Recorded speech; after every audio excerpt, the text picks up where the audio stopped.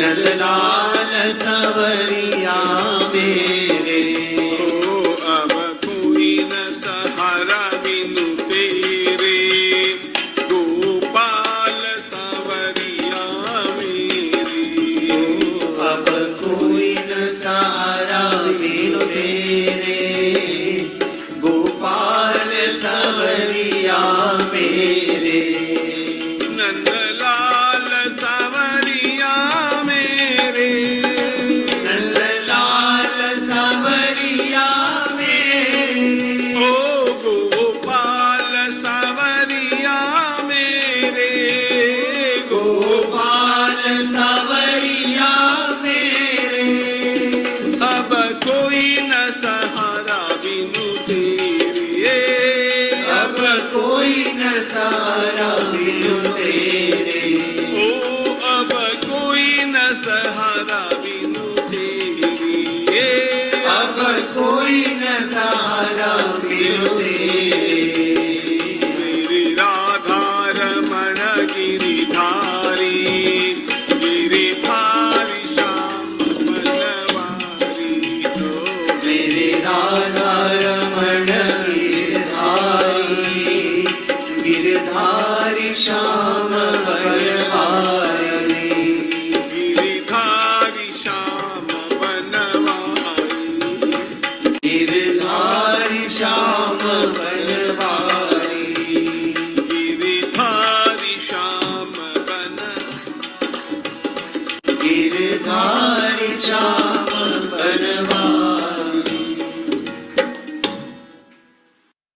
चंदन है इस देश की माटी, चंदन है इस देश की माटी,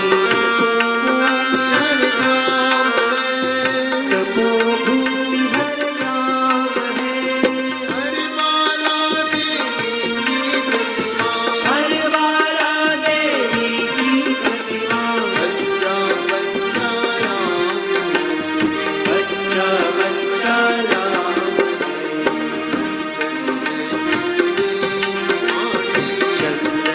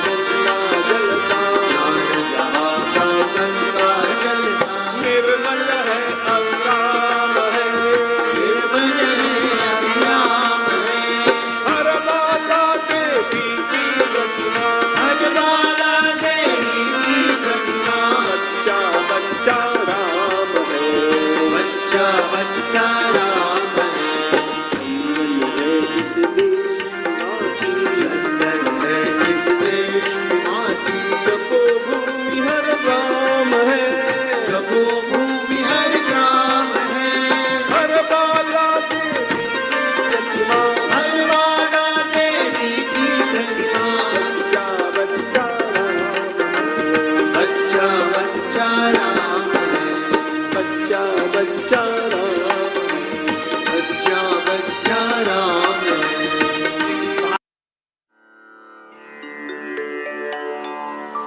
श्री गुरु चरण सरोज रज निज मनु मुकुरु सुधारि बरनउ रघुबर बिमल जसु जो दायक फलचारि बुद्धिहीन तनु जानिके सुमिरौ पवन कुमार बल बुद्धि विद्या देहु मोहि हरहु कलेस विकार।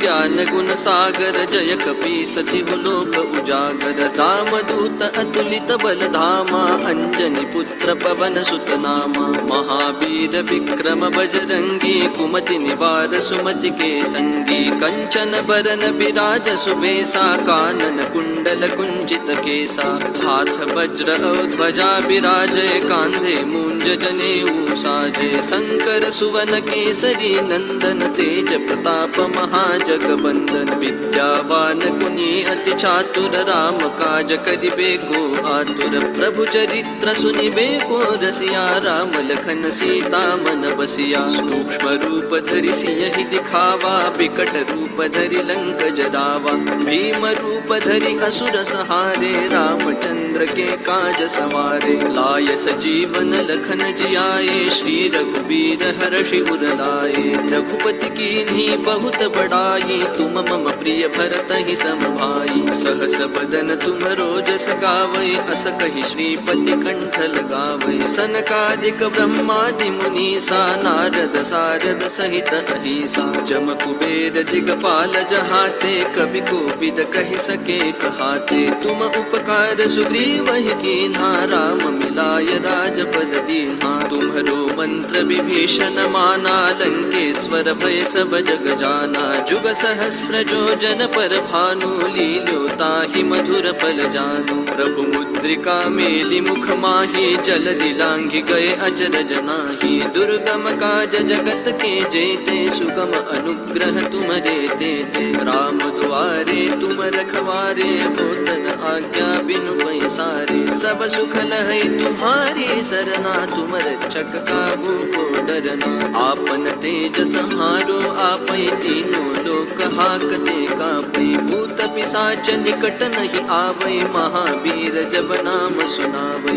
नासै रोग हरै सब पीरा जपत निरंतर हनुमत बीरा संकट ते हनुमान छुड़ावै मन क्रम बचन ध्यान जो लावै सब पर राम तपस्वी राजा तिनके काज सकल तुम साजा और मनोरथ जो कोई लावै सोई अमित जीवन फल पावै चारों जुग परताप तुम्हारा है पर सिद्ध जगत उजियारा साधु संत के तुम रखवारे असुर निकंदन राम दुलारे अष्ट सिद्धि नौ निधि के दाता असबर दीन जानकी माता राम रसायन तुम्हारे पासा सदा रहो रघुपति के दासा तुम्हारे भजन राम को पावे जन्म जन्म के दुख बिसरावे अंत काल रघुबर पुर जाई जहाँ जन्म हरि भक्त कहाई और देवता चित्तन धरई हनुमत से सर्व सुख करई संकट कटई मिटई सब पीरा जो सुमिरै हनुमत बलबीरा जय जय जय हनुमान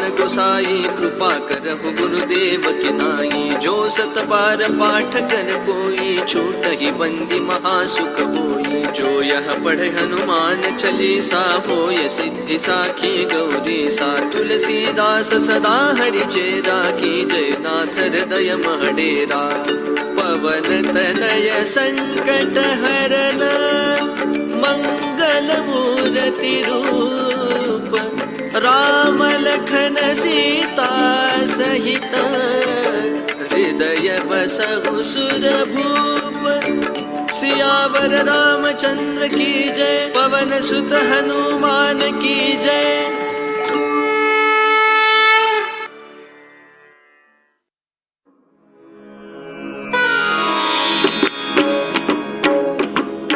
श्री गुरु चरण सरोज रज निज मनु मुकुरु सुधारी बरनउ रघुबर बिमल जसु जो दायक फलचारी बुद्धिहीन तनु जानिके सुमिरौ पवन कुमार बल बुद्धि विद्या देहु मोहि हरहु कलेस विकार।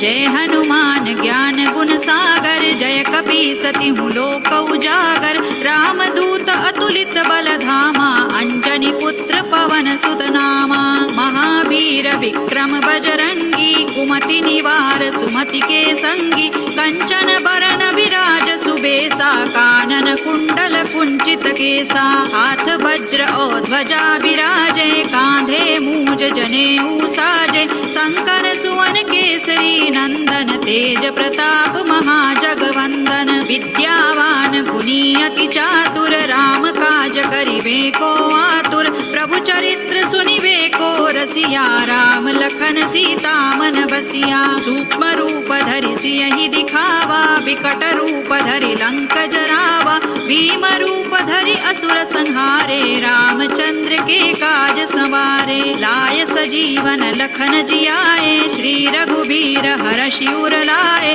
रघुपति कीन्ही बहुत बड़ाई तुम मम प्रिय भरतहि सम भाई सहस बदन तुम रोजस गावे अस कहि श्रीपति कंठ लगावे सनकादिक ब्रह्मादि मुनीसा नारद सारद सहित अहिसा जम कुबेर दिक्पाल जहाते कवि कोविद कहि सकै कहाते तुम उपकार सुग्रीवहि कीन्हा राम मिलाय राजपद दीन्हा तुम्हरो मंत्र विभीषण माना लंकेश्वर भय सब जग जाना जुग सहस्र जो जन पर भानु लील्योताहि मधुर फल जानू प्रभु मुद्रिका मेलि मुख माहि जलधि लांघि गए अचरज नाही दुर्गम काज जगत के जेते सुगम अनुग्रह तुम्हरे तेते राम दुआरे तुम रखवारे होत न आज्ञा बिनु पैसारे सब सुख लहै तुम्हारी सरना तुम रक्षक काहू को डरना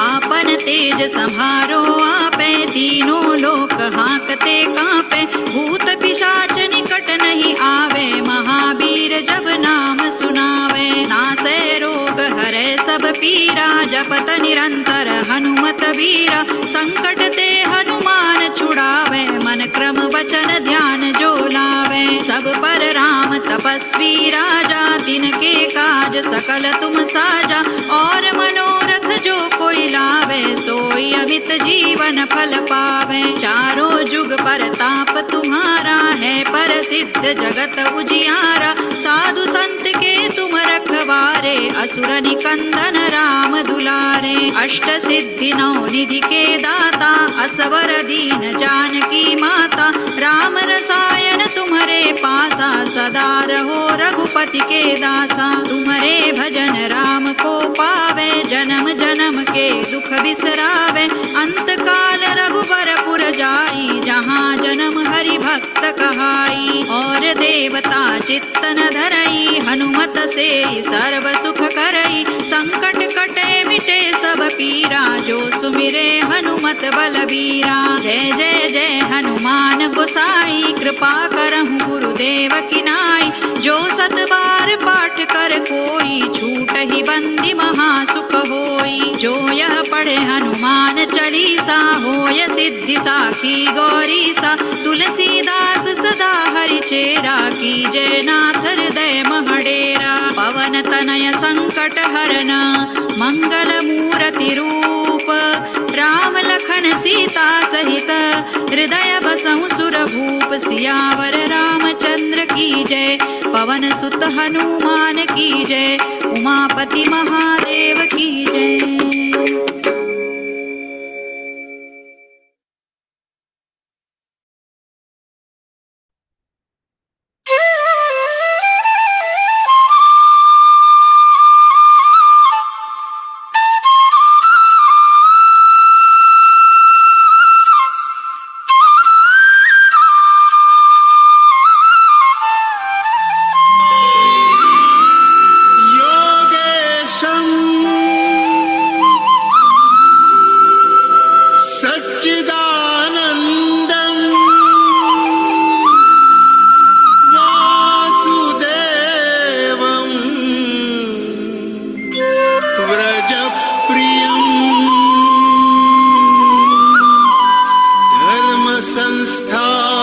तारकं वीरम् कृष्णं वन्दे जगद्गुरुम्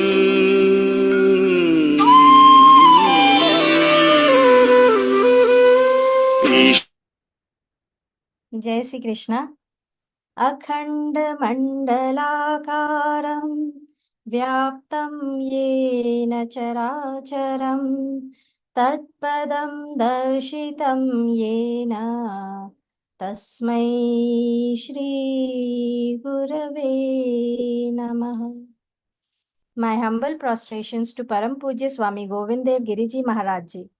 On behalf of Geeta Parivar, myself Punita Prasad, I welcome all the Krishna devotees of June, January, April 23 L4 batch here for yet another English interpretation session of 13th chapter, second half by our dear Shraddha Didi. So let's begin the session with starting prayer, for which I call upon Sucheta Deepak Karandeji. She is a retired bank professional from Mumbai, Maharashtra, who loves music and traveling. She learned Spanish and in October 21, Sanskrit pronunciation from Geeta Parivar. She has now completed all 4 levels of Geeta learning and also cleared Geeta Pathik. She is co-trainer for L1, L2, L3 and examiner for L1 and L2. Please start the prayer, Didi. Please unmute yourself.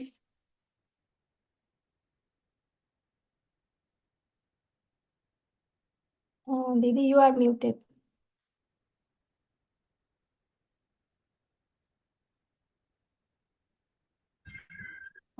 वसुदेवसुतं देवं कंसचाणूरमर्दनं देवकी परमानन्दं कृष्णौ वन्दे जगद्गुरुं श्रीकृष्णौ वन्दे जगद्गुरुं। जय Shri Krishna. Thank you, Didi, for the mesmerizing prayer. Deepam signifies knowledge. By this knowledge, ignorance or darkness is dispelled. We bow to knowledge, which is the greatest wealth in our lives. So the lamp which is kept lit for all auspicious occasions is a witness to our thoughts and actions. Where there is light, darkness cannot be. Where knowledge has come, ignorance must quit. So let's invoke our inner divinity with Deep Prajwalan by A. Sudha Devi ji. She is from Karimnagar. She is a postgraduate working as UDA in state government. She joined Geeta Parivar in July 23. At present, she is studying in L3 and contributes as L1 technical assistant in January 24 batch and contributing her precious seva as TA for L2. Please start the Prajwalan, Didi. निषिद्धैरप्येभिर्लुलितमकरन्दो मधुकरैः करैरिन्दोरन्तश्छुरित इव सम्भिन्नमुकुलः विधत्तां सिद्धिन्नो नयनसुभगामस्य सदसः प्रकीर्णः पुष्पाणां हरिचरणयोरञ्जलिरयम्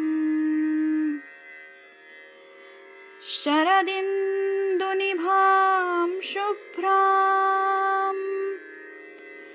शुभ्रवस्त्रैरलङ्कृताम् कलहंसकृतावासां वरदां शारदां नुमः।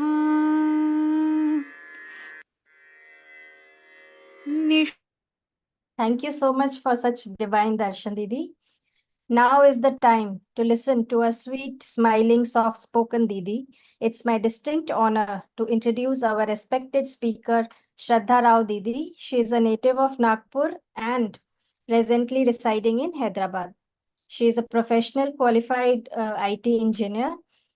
She has worked as mobile application developer and as a team leader for more than 13 years. She is a disciple of Param Pujya Swami Govindev Giriji Maharaj Ji. She is conducting Śrīmad-Bhagavadgītā classes at her home too for more than 9 years. She has become part of Geeta Parivar since August 2020. She is the senior trainer, examiner, Vivechak, and also heading the class monitoring team. Didi is also associated with Bal Gokulam, Hyderabad for more than 8 years. She has been instrumental in imparting Indian values to the next generation of our country. May we all continue to imbibe this nectar of knowledge through her. Jai Shri Krishna Didi, please start the discourse. All ears to you, Didi. Jai Shri Krishna, Punita Didi. A very warm welcome to this session, all of you. Let's begin by remembering Swamiji and Shri Krishna himself. Hari Om. Gurur Brahma, Gurur Vishnu, Gurur Devo Maheshwaraha, Guru Sakshat Parabrahma, Tasmai Shri Gurave Namaha. Krishnaya Vasudevaya Haraye Paramatmane Pranatah Kleshanashaya Govindaya Namo Namaha. Om Parthaya Pratibodhitam Bhagavatam Narayadina Swayam Vyasena Katitam Puranamuninam Madhye Mahabharatam Advaita Vratavarshinim Bhagavatim Ashtadashatyayinim Ambatva Manusandhanami Bhagavad-gīte Bhavatveshinim. Om Shri Gurave Namaha. Hari Om.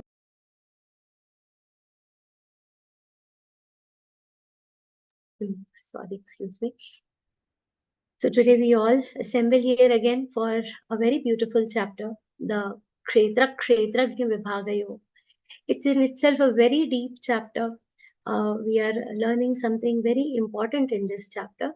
And one question always comes, why do we, while we are learning this, this comes to every sadhak and a new learner of this chapter, when this such important bhakti yoga has already been told. We have learned so many yoga till before reaching the 13th chapter. We have come so far. We have heard so many important principles. We have heard so many important shlok about bhakti yoga and karma yoga, jnana yoga. After learning all this, why this kshetrajna vibhaga yoga? This is a question which comes to all of us. So we all know that bhakti, devotion towards Shri Krishna is extremely imperative, is extremely important for our lives. And that devotion alone can steer us through this human life, through this mrityu samsara. But to explain the importance of this particular chapter, let us understand a small example. Again, that comes from Swamiji. Once two people were traveling. They were traveling by a car, and while traveling, their car broke down. It malfunctioned. It was not starting. It was a remote area. They could not find any appropriate help to get the car working, and started wondering, what do we do now? How do we get this working? And they saw a man working in his farms nearby, and they asked him if you can help us in starting this car. The man came and he opened the bonnet and saw that something is malfunctioning.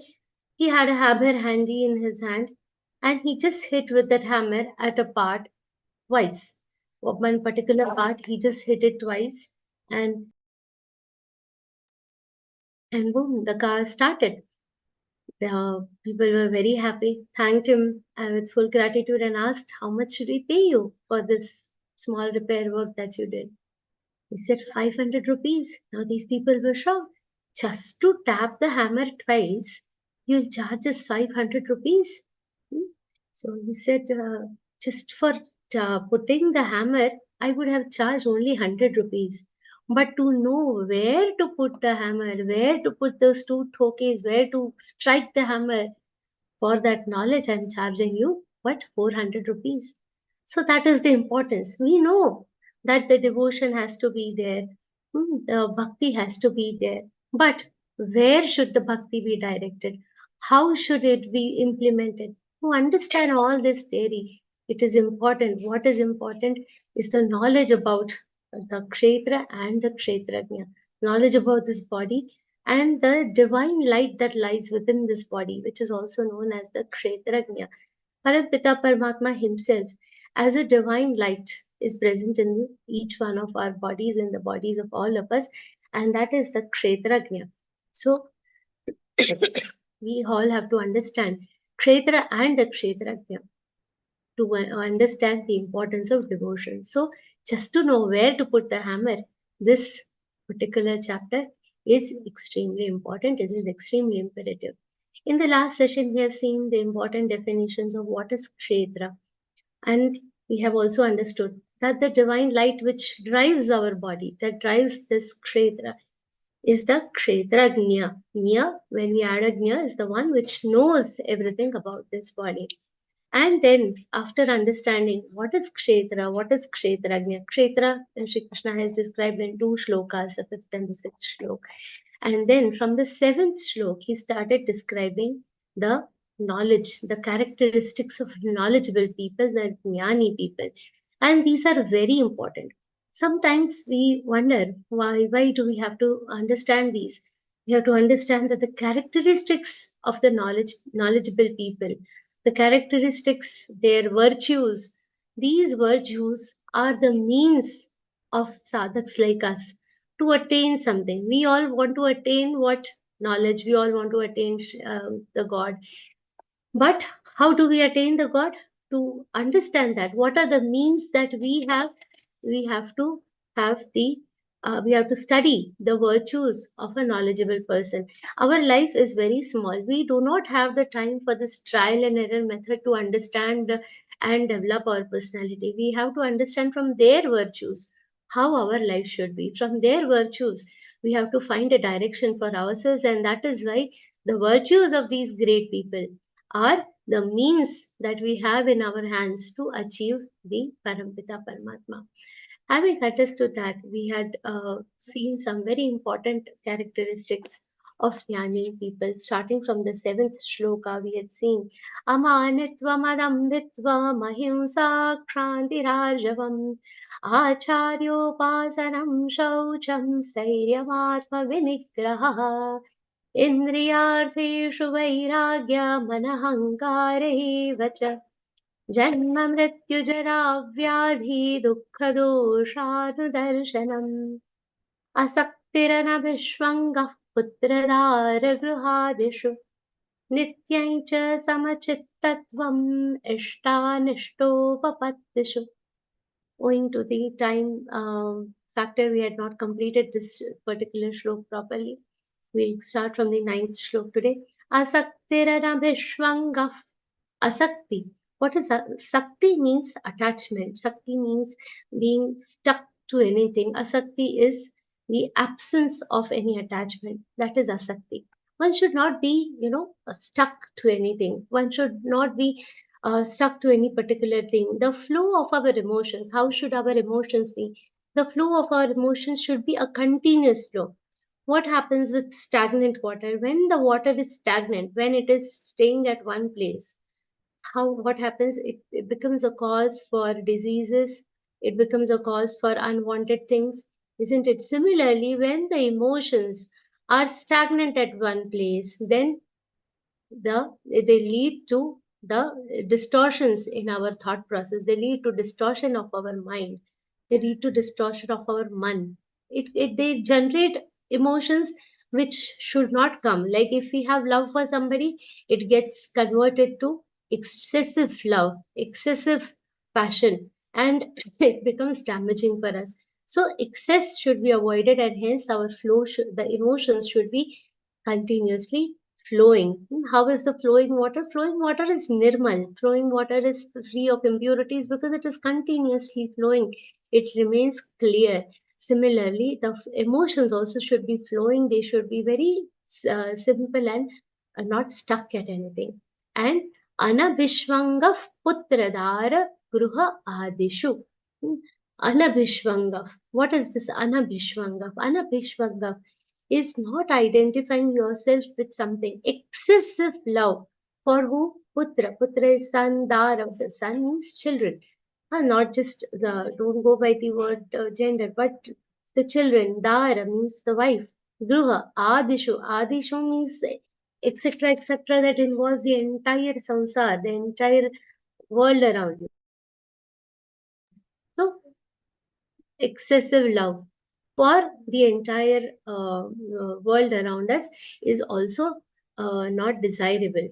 For this one very small story, I'll tell you, the Bhagwan Dattatreya, he has many gurus in his lifetime. He's made many gurus, and amongst them, one guru, he considers one pigeon as his guru.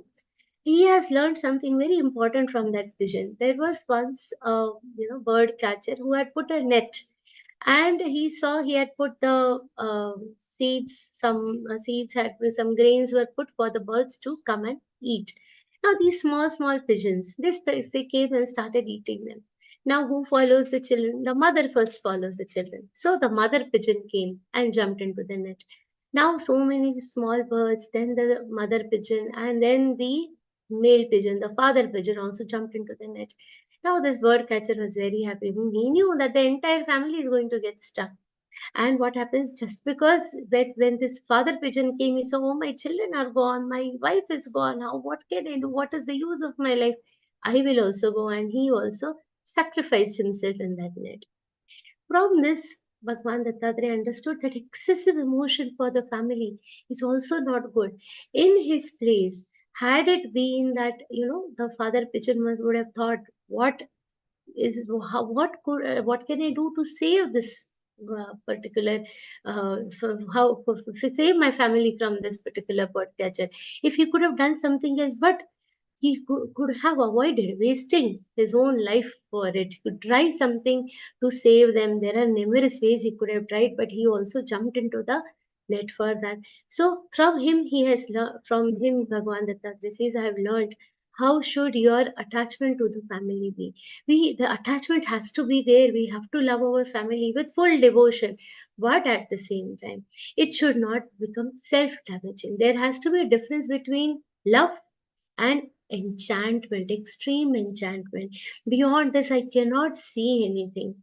There has to be a difference between love and delusion. Most of the time, this delusion, this extreme enchantment, it is a cause of the slow death. Our mind starts decaying because of the moha, because of the excessive attachment. And the mental health will decay much faster than the physical health if we are excessively attached and do this. There should not be, again I repeat, there should not be any slack in the duty, but excess should be avoided. And samachittatvam ishtanishto papattishu. Samachitta means the balance has to be there. We are all learning Bhagavad Gita. So the yoga is very important. We are all learning different types of yoga. What is yoga? Yoga is the balance. Samatvam yoga uchyate. We have seen this shlok. Samatvam yoga uchyate. Yoga is the total balance of life. So that we have to do. We have very nice example for this also. We have seen the game of cricket. How is the game of cricket? The balls are coming. The one over has 6 balls. The balls are coming one by one. And what is the job of the batsman? To defend the wickets with his bat. We have to use the bat of our wisdom. We have to use Vivek ki bat. We have to use the bat of our wisdom, and we have to throw back, whether it is irrespective of whether it is happiness or whether it is sadness. We just have to throw it back and save ourselves from dukkha and sukha. Both, not just sukha, but dukkha also we have to be very careful with. Similarly, just as the night and day are coming, What should be happening? Just as the night and day are coming, we should understand that sukha dukkha is also happening. It is a cycle. This is what is life about, everything about. So we have to rise beyond these dualities, and we have to enhance our spiritual strength. How to enhance it? With the help of detachment. And after detachment, where do we reach? Where do we reach? We will reach a peak, where no amount of sukha dukkha will matter to us. No amount. So for saints, Swamiji always quotes the example of saints.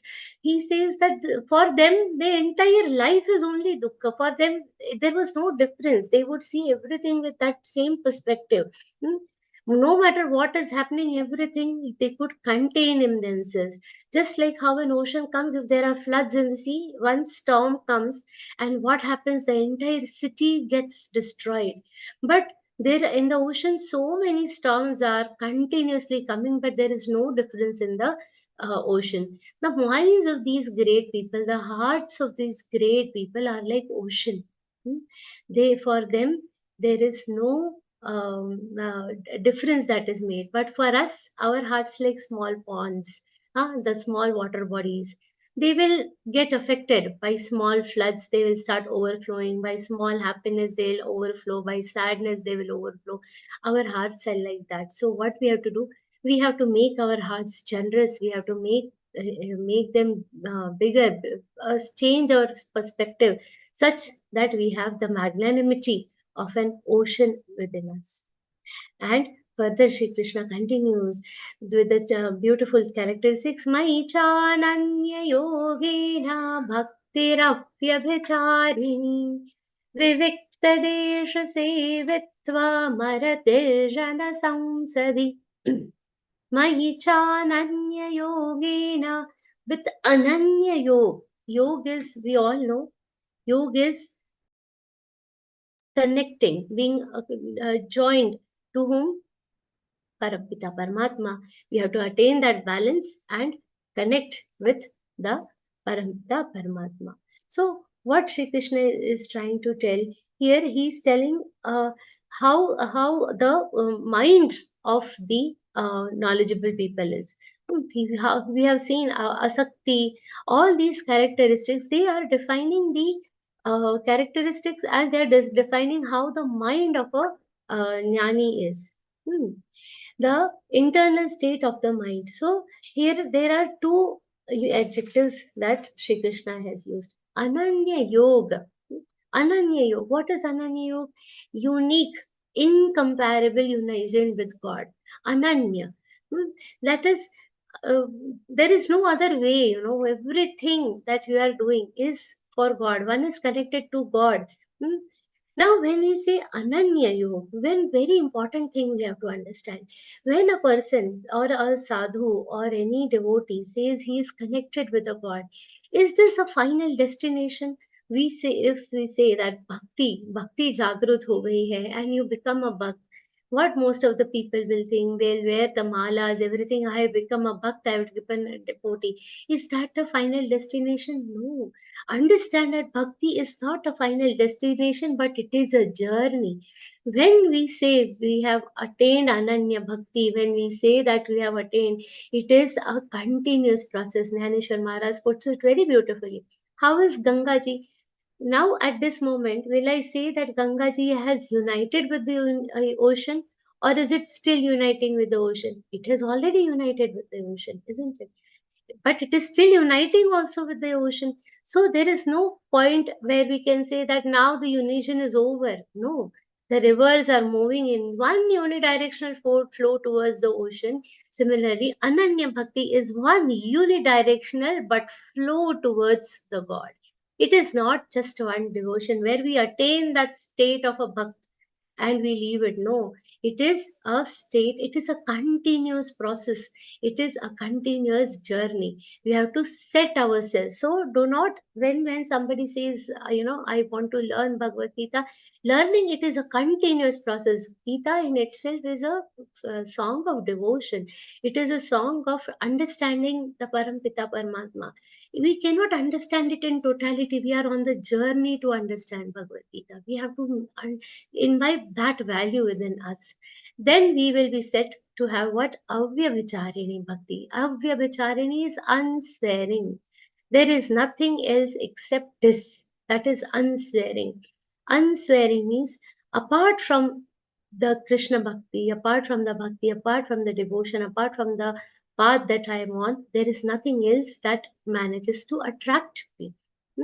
That is the bhakti, avya-vicharini bhakti. How our Swami Ramakrishna ji was, how our Sant Tukaram Maharaj ji was. Tukaram Maharaj ji, in everything he will see Shri Krishna, everywhere Vitthal Bhagwan. In all creatures, Vitthal Bhagwan. Eknath Maharaj, in all creatures, even in a donkey, he could see the Vitthal Bhagwan.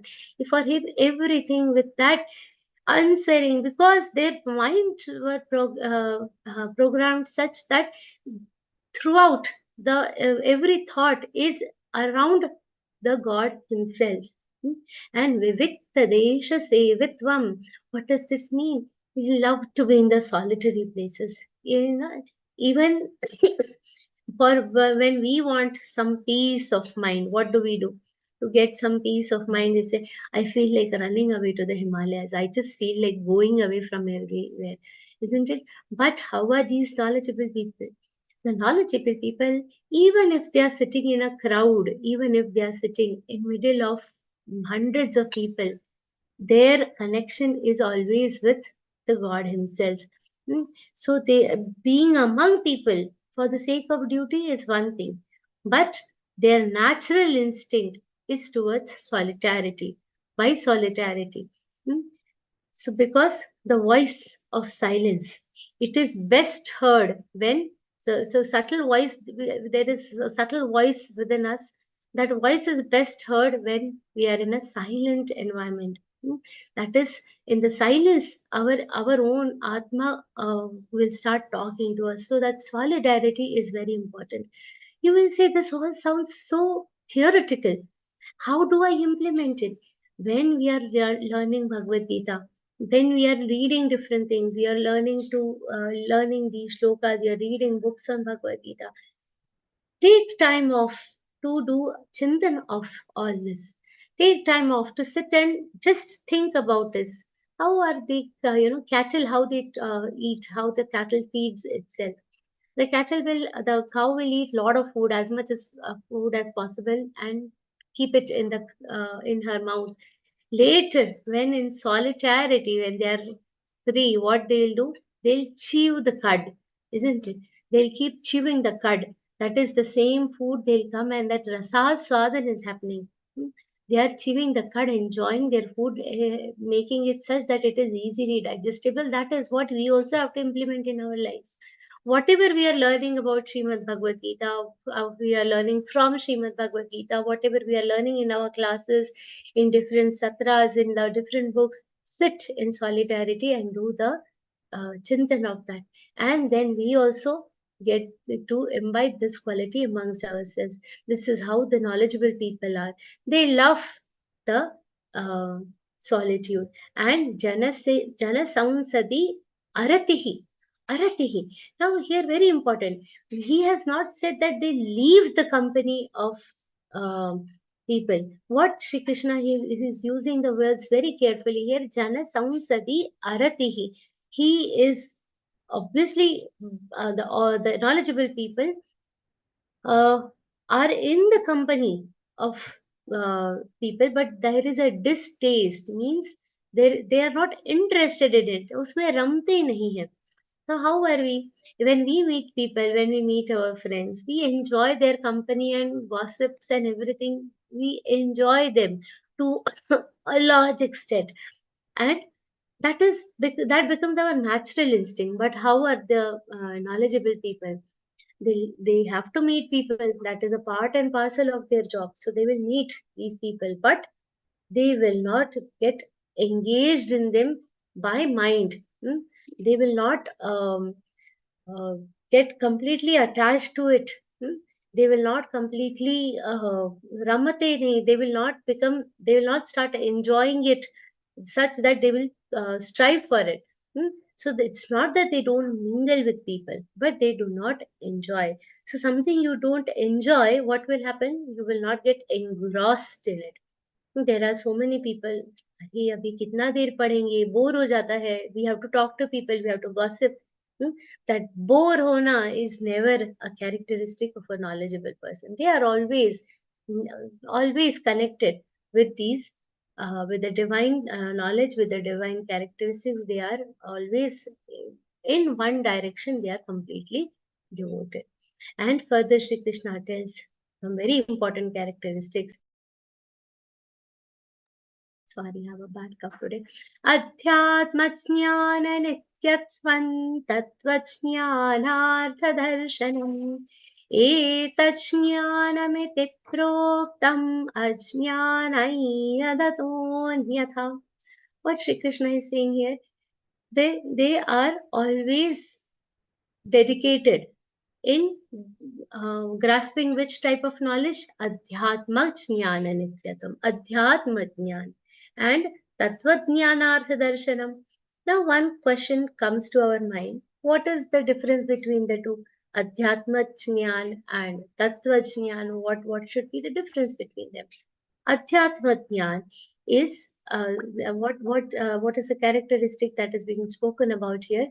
That these knowledgeable people, the wise people, they are always indulged in gaining the Adhyatma jnana.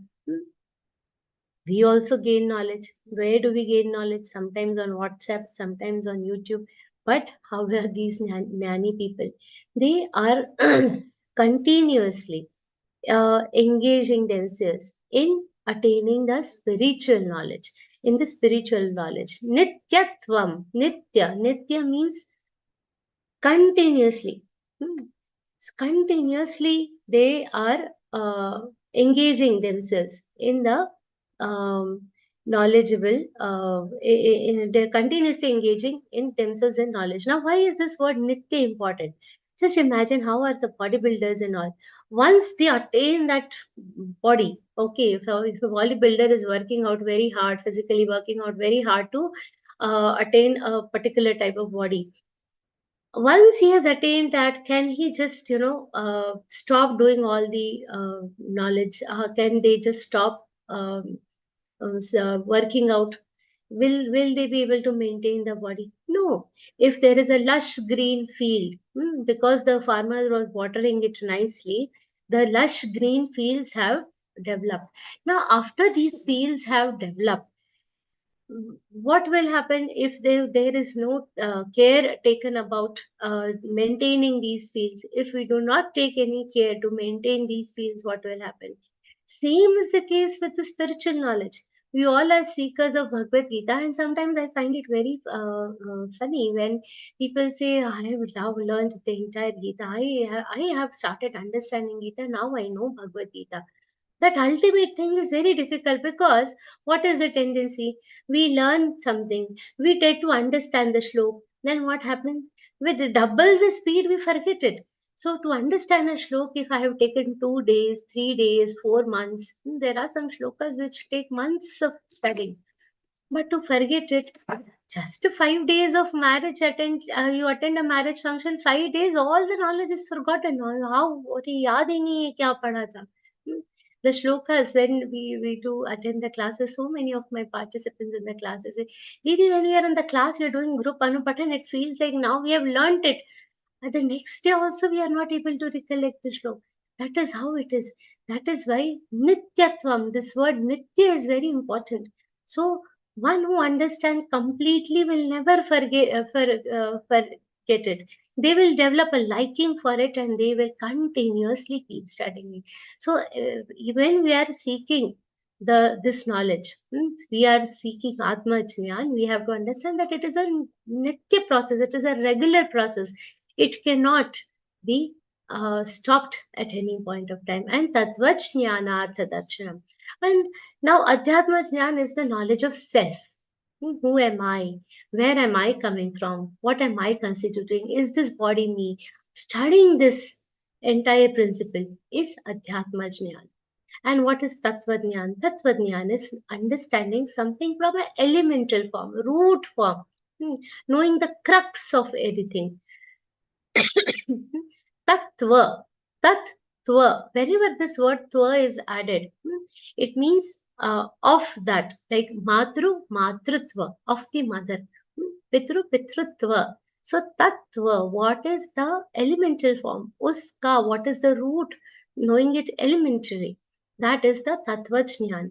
As very easily, suppose we take, coal.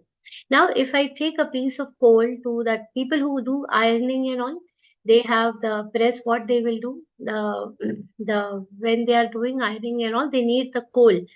Now, when the if I go and show him the piece of coal, what he'll say, this is koila, this is coal. And then I show him a piece of diamond. I say, what is this? He'll say, wow, this is diamond, so valuable. His reaction for both will be so different. When he understands that this is coal, this is diamond, from the looks of it, they are very different for him. Their value is different. Now, if I take it to a very highly qualified scientist and show him the coal, I'll ask him, can you tell me what is this thing made up of? He'll say, this is coal, this is made up of carbon, the basic form in that is carbon. If I show him the diamond, he'll say, this is just a different structure, but it is also ultimately only carbon. He knows elementally that the root, the tattva in both is the same. Both are made up of carbon. So the understanding in anything from the root, from the elemental form is Tattva Jnana. So what are the knowledgeable people do? They are continuously engaging in attaining the knowledge of self, and they are also engaged in understanding, getting a clear perception of the true knowledge, of the true crux of the knowledge. And when all this is told, Shri Krishna says, Etachjnanamiti proktam ajnanai yadatonyatha. Whatever characteristics I told you, from where? From Amanitvam Adambhitvam, the 7th shlok, till this 11th shlok, whatever Shri Krishna has told, it is called as knowledge.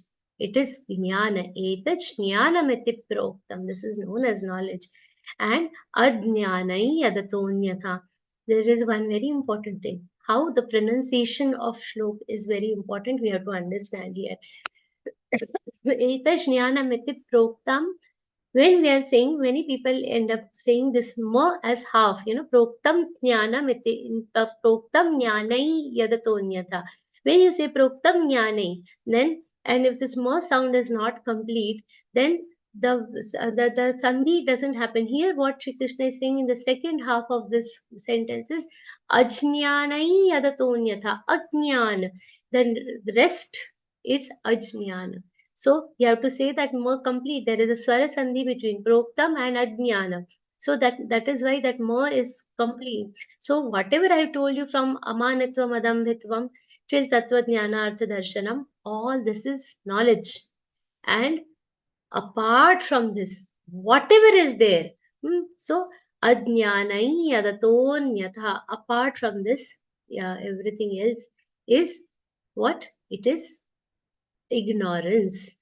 It is absence of knowledge. So these are all the characteristics of the knowledgeable people. Now, one question should naturally come to everybody's mind, that initially when you started, you said, Diti, that these are the characteristics of jnani, the knowledgeable people. And now here Shri Krishna is telling, Etash jnanamiti proktam.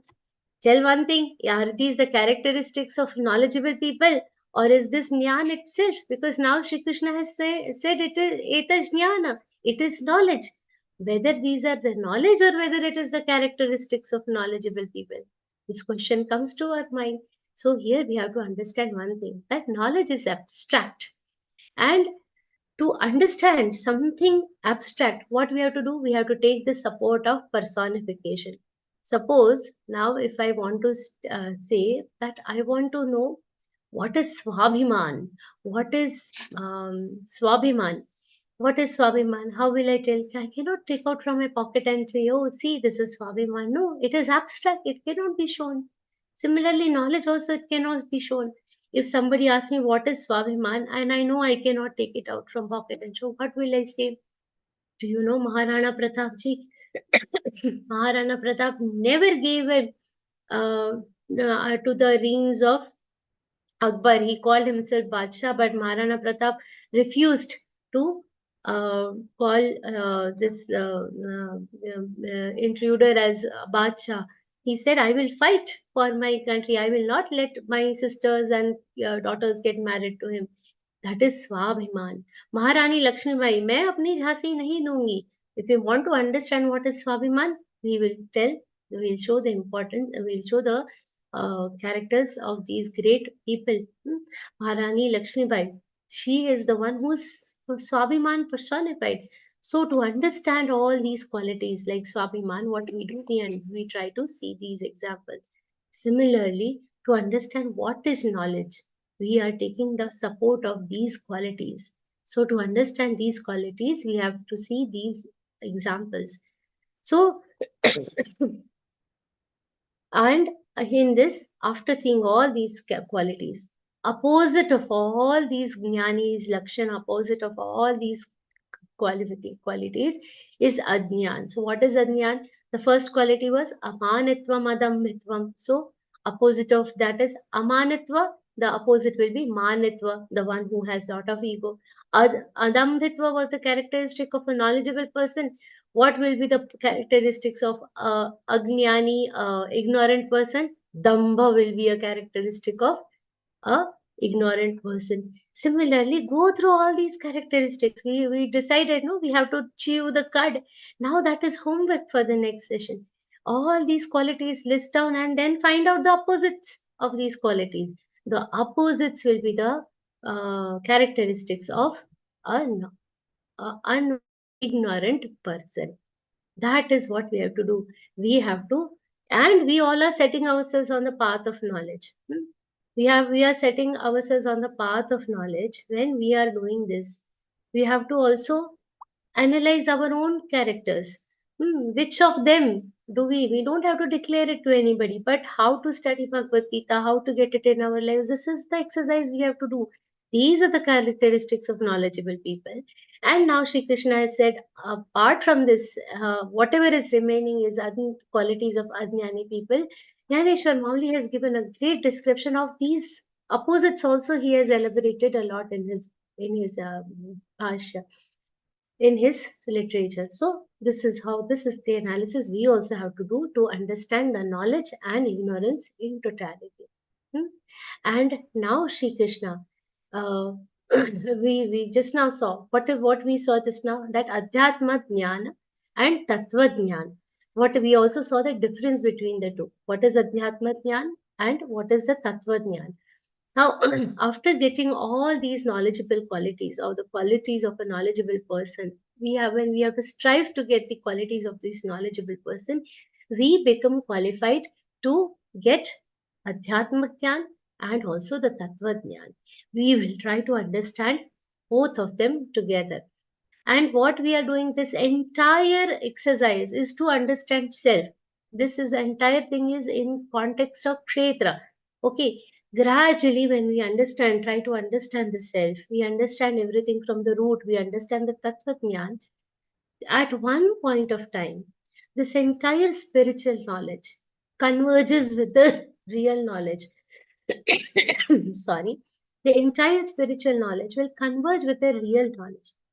The Adhyatma Jnana and Tattva Jnana will converge at one point of time, and that one point where this entire thing will fall in place, that place is the Brahma. That is the Brahma, and that Brahma is the Jnaya. This word that Shri Krishna uses for this one ultimate truth, ultimate Brahma is Jnaya. That is the word that Shri Krishna uses.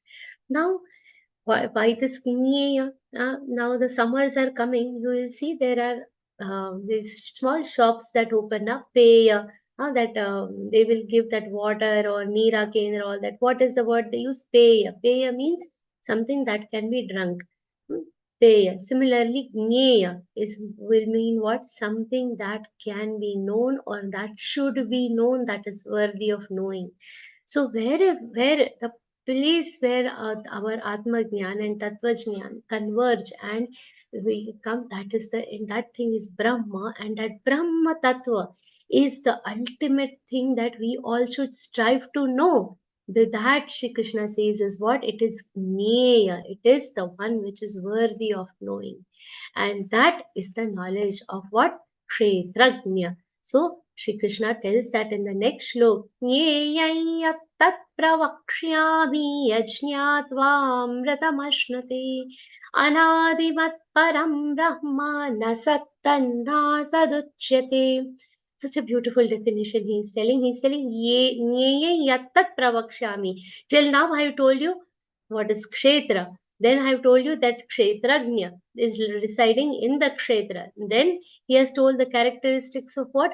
The kshetra, and then the characteristics of a knowledgeable person. When we attain the characteristics of knowledgeable person, when we understand the characteristics of knowledgeable person, now he says you are ready to understand what? The knowledge itself. And here now he says, now Jneyai pravakshami. I am going to tell you what is Jneya, what is it that is worth of knowing. And what Yach Jnatva Mritam Ashnute means Yach Jnatva, after knowing this, it is like you have drunk what? Amrit. Amritam Ashnute. This is the Amrit. What is this Amrit? How can it be Amrit? That we have to understand. So the description of this Jnaya is profoundly present in all our scriptures, Upanishads and all other important scriptures will describe what? The Jnaya. And all the other scriptures which are dedicated, we do not have the time to understand that. So for us, Shri Krishna has described some very important characteristics of the Jnaya. Jnaya is the ultimate knowledge of God. Once this is known, there is nothing else that remains to be known. That is why it is Amrita. Yach Jnatva Amritam Ashnute. By knowing this, one attains immortality. Now, how do you understand this? How come immortality? We know the story of Nachiketa. This story comes in Kathopanishad. Most of you might be knowing about it. He had a small step with his father, and his father said, "Go, I've donated you to Yamraj." And the small Nachiketa, he went to the Lord of Death, Yam, and he asked Yamraj. People say that after death also there is something that is left. I want you to tell me the entire story of Atma Jnana. I want you to tell me what is Atma Jnana. Now, Yamraj said, Nachiketa, you're so small. Jnani spent thousands of years trying to attain this. Why you want to do this? Leave all this. Then Yamraj tried to give him lot of temptations. What we will do to our children also, chocolate le dungi, ye dungi, like that. Yamraj also started. I'll give you a boon. Live as long as you want, as much long life you want, you can have. I'll give you very prosperous kingdom. I'll give you lot of, I'll give you a powerful army. Nachiketa said, no, I don't want this, I don't want that. And he continued, then he said, I will give you as long as life you want. Nachiketa said, after all your boons also, one day I have to die. After all your boons, now also you are saying you will live as long as you want to live. Means after wishing to live as long as I want, there is one day when I will have to die. I will definitely undergo this process of death. Then why don't you just tell me? Why don't I just understand that one element after knowing which the death itself will end for me. This is the important conversation. And when Nachiketa told this point, Yamraji was very happy and he gave the knowledge of Atma Jnana to the small Nachiketa. So even in Parikshit Maharaj, when he understood, when he went through the Bhagavad Katha, he has told Shukdev Maharaj, Mrityubhyo na vibhemyaham, I am now not scared of death. That when that fear of death is gone, then what has happened? The fear of death is gone. That is the point where we can say we have attained what? Immortality. Yajñātā yajñātva amritam ashnute. So because we are very closely identifying the self with this mortal body, one regards the birth and the death as separate. As you know, we don't understand that it is in a cycle. But what Sri Krishna is telling here, anadimat param brahma nasat tan na saduchyate. What he is telling here, that anadimat, whatever this knowledge is there, it is as if it is drinking the highest amrit nectar, and it is anadi, means it is eternal. Anadimat param brahma, this entire universe is emerging from what? This param brahma, this param nye. How this is happening? This entire universe is emerging from the Brahma Tattva. Then Brahma Tattva has established himself in this universe, and again this entire universe is merging back into him. That is Anadimat. This process, it is going to remain like that. It is, and all this is happening in Param Brahma, and Nasat Tanna Saduchyate. If you see what are the words in this particular phrases, Nasat na Asat Uchyate. That cannot be considered as truth, and we cannot deny its existence, which it cannot deny its non-existence also. This is little complicated to understand. That it is Sat also, it is Asat also. How do we understand this? Now at this point of time, it's almost 7 o'clock now. Going to be 7, still time is left. Now it is evening for us. It's after an hour, it is going to be night for us in Bharat. In Bharat, I will say it is already night time, but at the same time, what will the people in America and other places say?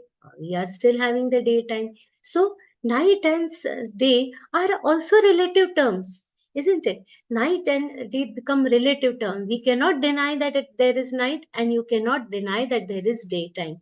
They are relative. It is a matter of perception. So absence of day is considered as night. Absence of night is considered as day. But if we go close to the sun, if suppose, just imagine you are on the sun, there is no question of any night being there, isn't it? And since there is no night, we cannot say that there is day on the sun also. Are you getting it? The night is not there. When there is no night, everything is just day. So because everything is just day, there is no day only. So absence of night, there is due to absence of night, there is absence of day also on the sun. So this is what how our Parabrahma Paramatma is. This Parabrahma Paramatma is beyond these definition. So existence of something creates the non-existence of something. Okay, existence of day created non-existence of night. When the both cease to exist, the place where both of these cease to exist, where the truth and false cease to exist, at a place where, at a Param Brahma place, that on the sun, this day and night difference is not going to exist. That place is Parat Brahma Paramatma. So using any adjectives for Nyaya, basically saying anything for Nyaya is actually limiting its importance. If I say that Nyaya, Parabrahma, it is the Param Brahma. This Param Brahma, it is very difficult to describe. But if I give some adjectives to this Parabrahma, it is like limiting its importance. But At the same time, we have to understand that this description is limitless. It is beyond words. So we will try to understand some characteristics of this intensely deep and very difficult to understand topic, that is the Jnaya, which is the Param Brahma. Jnaya is beyond the description, but for our sake, Sri Krishna has himself given its extensiveness from the next shloka. From the 13th shloka begins the description of the Jnaya, that is the Parabrahma. That is the description of the Kshetrajna also. So, what he says, Sarvatah Panipadan Tat Sarvato Kshishiro Mukham Sarvatah Shruti Sarvamavritya Tishtati. Now again, what is coming here? Hands and legs. Already we know Parabrahma, Paramatma, it cannot be personified. But why this description in terms of hands and legs? Because of our limited intellect. We have a limited intellect. We cannot understand anything beyond this, our personified body. For us to understand anything, it is difficult. We need some baseline for imagination. If I say Sri Krishna Tattva, we cannot imagine. But when we think about Sri Krishna, beautiful Sri Krishna, one with a crown and a peacock feather, that is easily understandable, extremely lovable for us. So Shri Krishna understands this limitations of this dehadhari of these people, of us, and he explains the Parabrahma Tattva in the form that we will understand. What he says, Sarvataf Manipadantat, his hands and legs are everywhere. Everywhere his hands and legs are. Now, this Param Brahma Tattva is Nirgun Nirakar. It is not, it is formless. It is unmanifested, formless. But what Shri Krishna is saying here is Sarvatav Panipadam, Sarvato Kshishiro Mukham. His hands and legs are everywhere. Shishiro Mukham.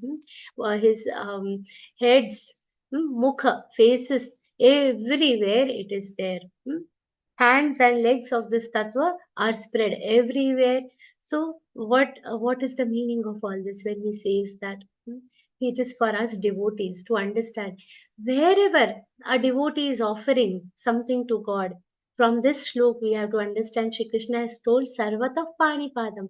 Wherever I am making this offering, the God can appear to accept. Wherever a devotee reaches out for his arm is there to hold us, to save us. God's arms are everywhere to help us out. His arms are everywhere to accept our love. Wherever we do namaskar, his charan, his pada are present to accept our devotions. Wherever a devotee lights a lamp, his eyes are there to see them. Sarvato Kshishiro Mukham. Wherever a lamp we are lighting, God's eyes are there to see them. Wherever a devotee is offering his food, his mouth of Parabrahma is there to accept those offerings. Wherever the devotee imagines the lotus feet of Sri Bhagavan and offers chandan, wherever we bow down, his feet will appear to accept our prayers. This is the beauty of the shlok. And very important, Sarvata Shruti Malloke. Every uttered word reaches his ears because his ears are everywhere. Whenever we are talking, watch your speech because he is listening. So try to talk what is pleasant to him, what sounds pleasant to him, what is pleasant to the ears of God, because Sarvamavritya Tishtati, he has, we are talking about legs and everything, but he is encompassing everything. He is all encompassing form. His everywhere he is present, just like as if Avrati is like a blanket. How we will sleep in the winters, pura blanket ओढ़ के सोएंगे. This entire universe has a blanket of what? Of this Parabrahma Tattva. So he can reach us from every side, and we with our devotion can reach him at any place. Continuing this description of Jnaya, Shri Krishna moves to the description of his very interesting attributes. Sarvendriya gunabhasam, sarvendriya vivarjitam, asaktam sarva bhrachaiva, nirgunam gunabhoktra cha. Sarvendriya Gunabhasam. It's giving us a feeling that it has its senses. Sarvendriya Vivarjitam. But it does not have any sense organs. So it does not have ears, but it is listening to the voice of the devotees. Without eyes also, it is going through all the lok, not just our Mrityu lok, only Prithvi lok, no, all the Sarga lok, Pata lok, there are numerous number of loks. Even without eyes, he is able to see all the loks. Even without skin, hands or anything, because he does not have Indriya. Without this, he is able to what? Embrace his devotees. So electricity is not in the light, electricity is not the light of the bulb, but while functioning through the bulb, the electricity is, it looks as if, through this light we are seeing. So we have to understand that he is not appearing in front of us. The electricity is not appearing. It is appearing in the form of the light. It is appearing in the form of heat in the heater. It is appearing in the form of light in the lamp. Similarly, the Brahma Tattva is appearing through our sense organs. It is showing its presence through our speech, through our sounds, through our actions. It is making its presence felt. Asaktam sarvabhrachaiva. Asaktam sarvabhracha eva. It is detached from everything. It is detached from all the beings. However, it is still responsible for the upbringing and supporting of everything. So sarvabhracha eva means, sarvabhrat means what? It is responsible for upbringing, for supporting everything. So suppose that we are wearing cotton clothes, the cotton is in all the cloth, but the cloth is not cotton, isn't it? Yet the cotton in the cloth is supporting the cloth. When we are making a cloth, it is not possible to make the cloth without cotton. So the cotton is the very supporting factor of the cloth. But the cloth, if I say I want to use cotton for something, that it's not going to solve the purpose of every type of cotton. So that is how the Parabrahma Paramatma is. He is everywhere. He is supporting everything. At the same time, he is present and not present both. And Nirgunam Gunabhoktracha. God is devoid of all gunas. We know that Prakriti is Trigunatmika, Rajogun, Tamogun, it is under the influence of these three gunas. How is the Parampita Paramatma? He is devoid of these three gunas. He is Gunatita. These gun, Rajogun, we are sometimes in a very good mood. Sattva gun takes over us and we want to feel. We started attending under the influence of Sattva gun. We started attending the Learn Geeta classes. Then all of a sudden, sometimes that Tamogun creeps in and we feel like, let's skip one class. So sometimes the Rajogun comes. I am the one who is learning Bhagavad Gita. See, this another fellow is not learning anything. Ahankari Vritti has come. Rajogun. We undergo these transformations under the influence of what? Gun. But how is the Parabrahma Tattva? It is beyond all this. Nothing can make any impact to him. But at the same time, he is Guna Bhoktru. He is enjoying all the gunas. How? He is enjoying seeing through his devotees. He is enjoying their karma under the influence of all these gunas. He is enjoying seeing us chanting Bhagavad Gita, Bhagavad, whatever we all are doing. He is enjoying seeing us chanting. He is enjoying seeing us helping each other. So try to do actions, because he is enjoying all this, because Sarvata Pani Padanta. So though he is beyond the gunas, he is Gunatita, but he is enjoying all these gunas, Guna Bhogtrucha, but he is devouring all those gunas.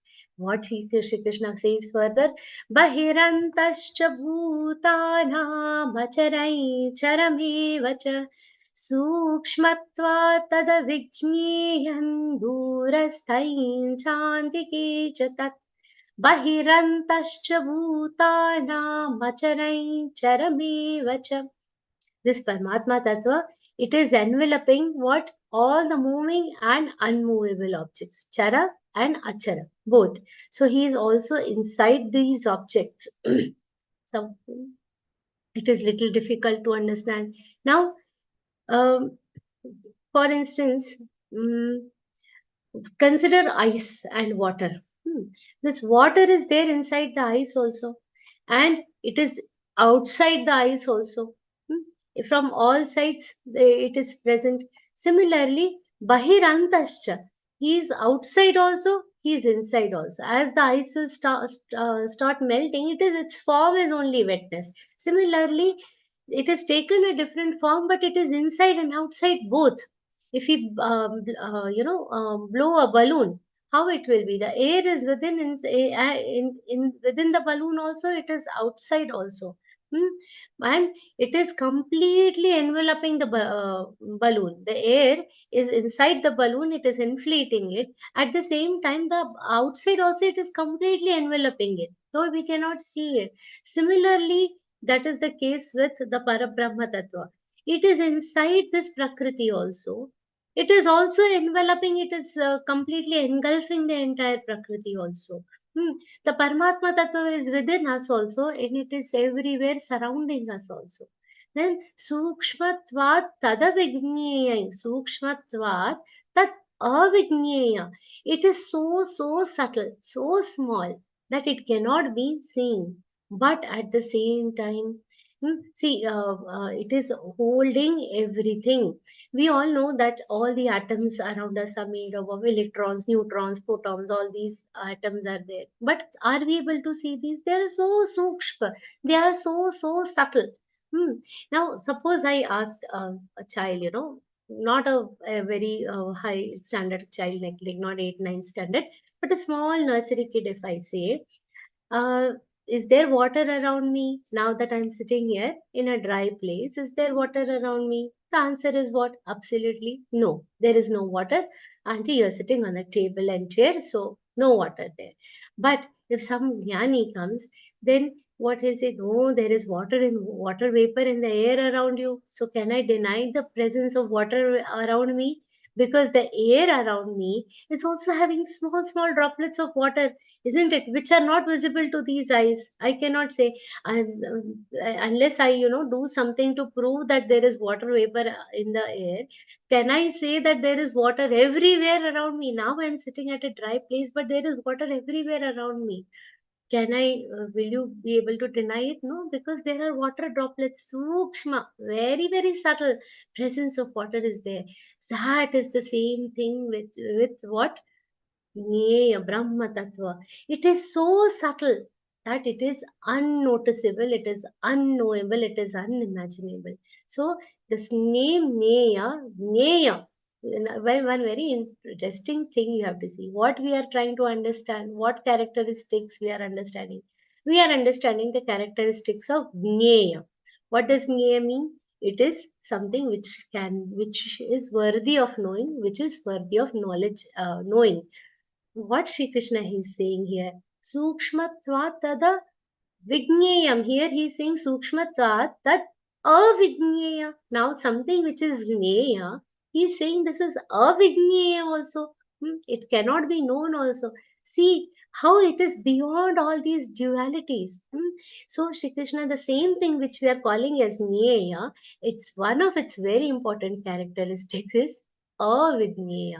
So something that is worthy of knowing and knowable, and it being knowable, the same thing is also unknowable, completely unknowable. Why so? Because he can be known only by himself. Only the one who has faith on this Parabrahma Tattva can know him. That is why he is Gneya. Only the one who has complete devotion towards this Parabrahma Tattva can understand him. That is why it is known as Gneya. But with these sense organs, with this body, with this deha, with the limitations of this body, we cannot understand it, and that is why it is avigneya as per this shloka. Then Durasthai Chantike Chatak. He is near us. But why near us? Because Kshetragni Chapi Mau Vidhi. Where is the Kshetra? Sarva Kshetreshu Bharata. In our body only this Parabrahma Tattva is lying. It is so near us. But due to our proximity with what? The worldly pleasure. We are so much involved in this worldly pleasure that it appears very far from us. What do we tell our small children? How do we say? भगवान ऊपर कहीं रहता है. ऊपर कहाँ रहता है? वो तो अंदर ही रहता है. If a child asks me, where does God sit? What will you tell? भगवान ऊपर रहते हैं. No, where is ऊपर? When a person dies, what do we say? देवाघरी गेली. In Marathi we say देवाघरी गेली, भगवान के घर चली गई. What is the meaning of भगवान के घर चली गई? Where is भगवान का घर? Everything is within us. It is so close to us. It is so close to us. Yet, because we are having this lack of perception, we perceive it as very far from us. So, a sadhak should have an inclination towards this Shri Krishna, towards this Parabrahma Tattva. Then only we can understand him. Durasthai chantike chatat. Whether Shri Krishna says, avibhaktain cha bhuteshu vibhaktamiva chasthatam bhutabhartra cha tachnyeham grasishnu prabhavishnu cha avibhaktain cha bhuteshu. He is undivided. Why do we say undivided? Undivided because he exists undivided, avibhakta. But in diverse form, he is appearing as divided. So, we say Atma Tattva is in me, it is in each one of you. Now, when we say he avibhakta, because he is undivided, but this division, but at the same time, he appears as if divided, small portion is in each one of us. So, this division is merely a delusion. It is just an illusion that he is appearing divided. So, just as a space is completely indivisible, but it appears to be divided. For instance, in our home, this room is the kitchen, this room is the hall drawing room, this room is the study room, this room is the puja ghar. I am sitting in the puja ghar. I will assume that other things are very far from me. But it is just a delusion. Ultimately, it is the open space. All rooms are the same thing. It is my house. It is an open thing. Just because these physical divisions I have created only for my understanding, only for our understanding, we have created these divisions. It appears as if he is divided, but he is avibhakta. He is completely undivided. Okay. And bhuta bhartra cha tajneyam grasishnu prabha vishnu cha. He is tajneyam, the one that is to be known. This Neya, how is he? Bhuta bhartra. He is the one who is supporting all the beings. Every living creature on this earth, not only on this earth, everywhere in this universe, all creatures, all objects, all bodies are supported by him. So he is a Bhuta Bhartru. And Grasishnu, and though he is supporting them, he is also the devourer of them. Because ultimately everything is going to merge into this Parabrahma Tattva. So he is the Grasishnu, Prabha Vishnu cha. Prabha Vishnu is the creator of all the things. He is the one who is supporting this entire universe. He is the one who is also devouring this entire universe.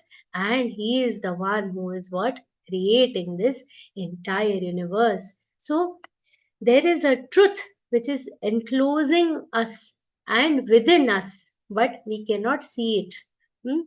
So, why do we not? We cannot see it because it's dark. It doesn't appear. So it is darkness. We are not able to see that kshetragni around. So it is darkness. It is it darkness? That is why we cannot see it.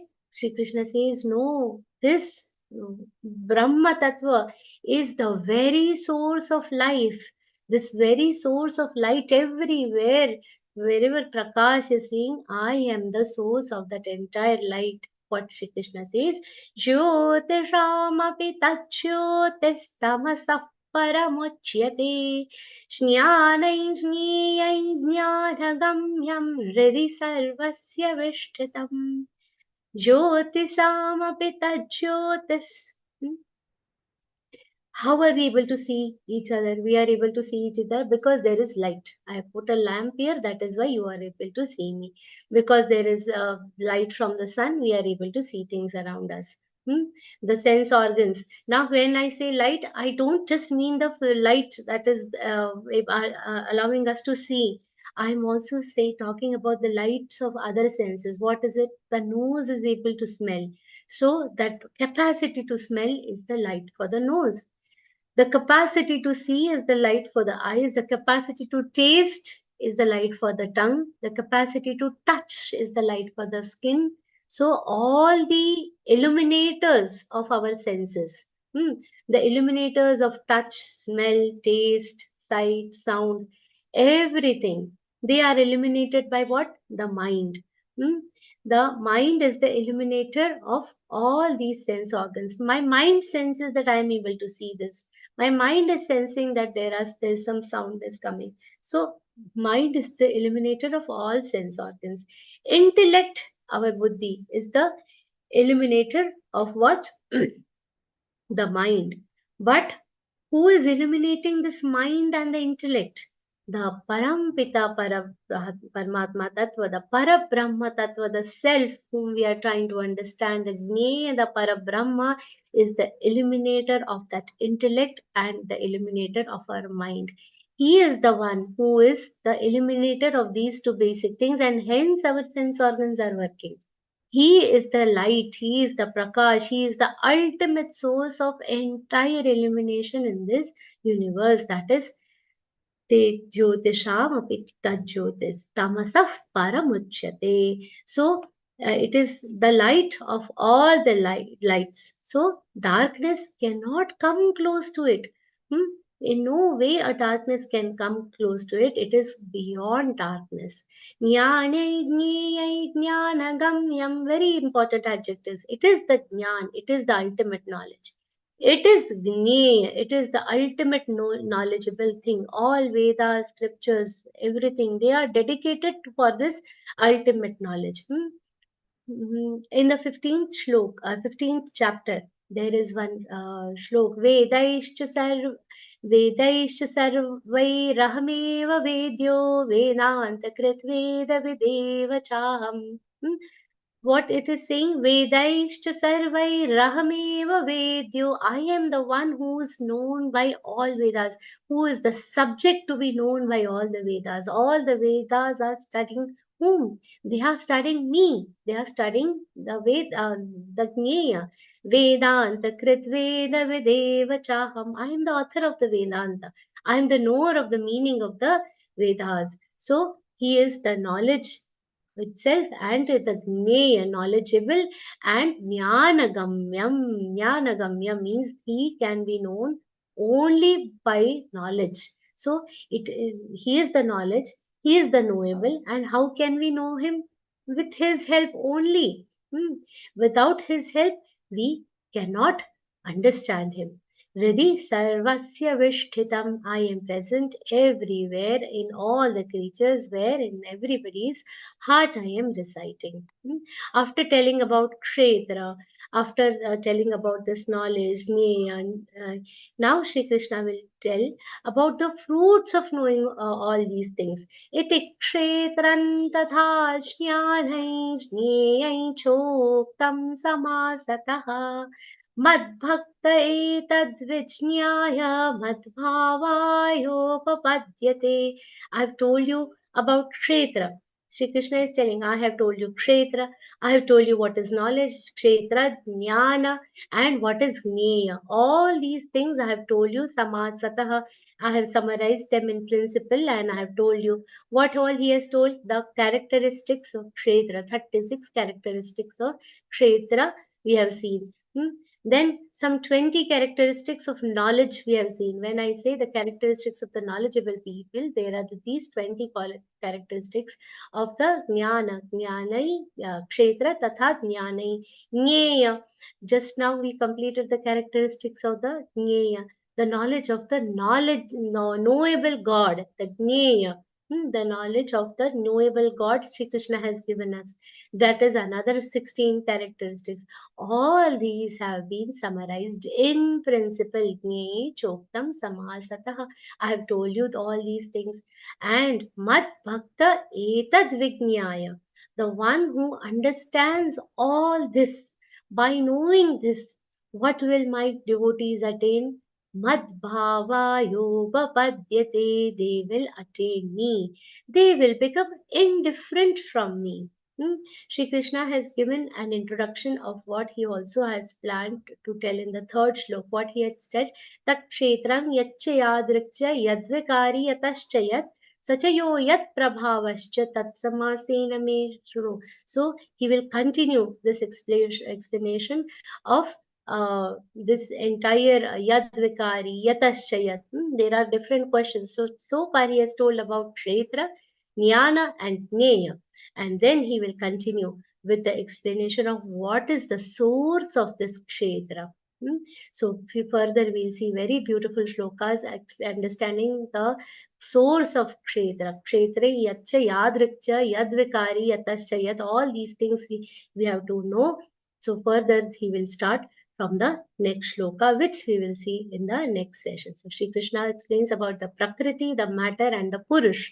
All those things we will see in the next session. So thank you so much for all the patient listening. I am sorry, but I also have a syllabus to cover, so I have to cover till this shloka. Rest we will see in the next session. Thank you so much. We'll offer this entire discussion at the feet of Param Puja Swami Govind Dev Giri Ji Maharaj and Shri Krishna Ji, with whose blessings we have been able to have this discussion. Hari Om, Shri Krishna Arpanamastu. Om Tat Sat. Thank you, Shraddha Didi, for such nice explanation of the shlokas, elaborately about the knowledge of the self, Kshetra, Kshetragya, Gyeya, and in such simple language that we are able to digest it so immediately. And in spite of such cold and cough, you were able to give us this knowledge. So the best part is that we are all motivated to start the Gita learnings and make our goal to attain the ultimate truth, that is Param Brahma. So we have to be attached to Krishna's love and devotion always. So now let's begin the question and answer session. So you have to, for asking questions, you have to kindly raise hands and then keep your videos on, and you will be muted one by one. Unmuted. Yeah. Shyam ji, you can ask. Shyam Prasad ji. Krishna. Pranam, madam, and my question is actually for this sloka number 5. In this chapter, sloka number 5. In this sloka, okay. In this sloka, Bhagavan described about the total 24 elements. The bodies consisting are made of 24 elements. I am that what I understood. I want to understand why these 24 elements the body is working, or this universe, entire universe is working, and what is the importance of the 24 elements? Why Krishna is specifically told that Kshetra is made out of these 24 elements? I am not sure if I'm getting your question. So here he has told first why this entire thing he has told, why he has told about Kshetra. He has told about Kshetra so that we can disassociate the Kshetra at the Kshetranya. Here, what is this entire, in Marathi we use this word khatato, the entire this hustle and bustle to make this, why is it time to understand ourselves? Who am I? To understand who am I, first we should be able to separate ourselves from the shell that we are in. So here Shri Krishna is told that you are residing in a kshetra.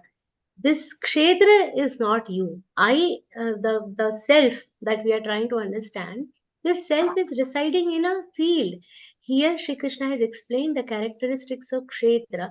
It has got nothing to do with how this universe is working. Universe is working even with our presence, without our presence, it is going to continue to work. We as a kshetra is not important. For us to understand who we are, we have to disassociate ourselves from the kshetra. That is why Shri Krishna is first telling, this is your house. You are the one who is living in that house. Don't consider yourself as that house. That is what Shri Krishna has told here. Then gradually to understand who is that person in the house. So now in this house there are so many things. What are those things? He has first told Mahabhuta, Nyahankaro, Buddhi, Panchamahabhuta and all those things he Karmendriya, has told. Jnanendriya, Chendriya Gochara, all Buddhi, those things. Ahankar and Indriya Gochar, everything. So he has told what are the things in your house, and you are not that. You are not those things that are present in your house. Then he is taking us deeper. He is making us qualified enough to understand who we are. First, he is telling you have to be a jnani to understand this. And then he takes us to Jnaya. Then gradually in the next shlokas, in the third session, we'll understand who we actually are.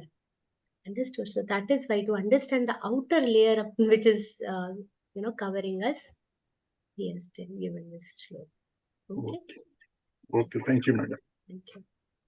Umaji. Jai Shri Krishna Didi. Jai Shri Krishna, Umaji. Pranam. I really enjoy your discourse, Didi. Your interpretation is very, very, very deep and meaningful. Thank you so much. My question is more generic, like Ahimsa has been repeatedly mentioned, not only in this chapter, also in chapter 16, I think. So when I was growing up, the way we were taught about Ahimsa is if somebody slaps you on one cheek, show the other cheek, But also in chapter 1, Krishna says you have to defend your own right, you have to fight for your own right. So which is the correct way? Like Gandhian principle, we have been repeatedly told, Ahimsa is don't do anything. If somebody slaps, you get another slap. So I'm always, my mind goes through this turmoil, which is right and which is not right. If you can just help me understand, that will be great. Thank you. A very interesting question. So basically, when Shri Krishna says about the qualities, Ahimsa is one thing which is very elaborately covered in Bhagavad-Gītā and all other scriptures that give introduction or which write about Bhagavad-Gītā. But to understand what is Ahimsa, first we have to understand what is Himsa. Himsa is violence. Now, when we talk about violence, now that Gal example that you gave, that is because that entire process of Himsa is associated only with physical violence. This is a very upper ka understanding. It's a very very mota understanding of it. Himsa is not just the physical himsa. When you say violence, it is a very deep. Our shastras are very deep. They don't just talk about the physical aspect of anything. They go very deep within. So himsa, first we have to understand what it is. Anything that is adversely affecting the person in front of you is himsa. So whether it is just physically, that is a different thing. Physically, we should not hit. So anybody who is physically affecting you is doing himsa. At the same time, if anybody is affecting you with their speech, that is also himsa. So if I now start scolding you for something, that is also himsa. Now, that is another level of himsa. Then we go a little more deeper. Even if the thoughts are bad towards anybody, that is also manasik himsa. What Shri Krishna means here by ahimsa is the samagra ahimsa. This complete absence of this himsa is ahimsa. This definition comes from Jnaneshwari. Maharaj says complete absence of himsa is ahimsa. Now you consider you have to understand what is himsa. Anything that is adversely affecting is himsa. Absence of that is ahimsa. Now absence of that at all levels, physical level, vacha, the level of speech, interactions, and also the thoughts.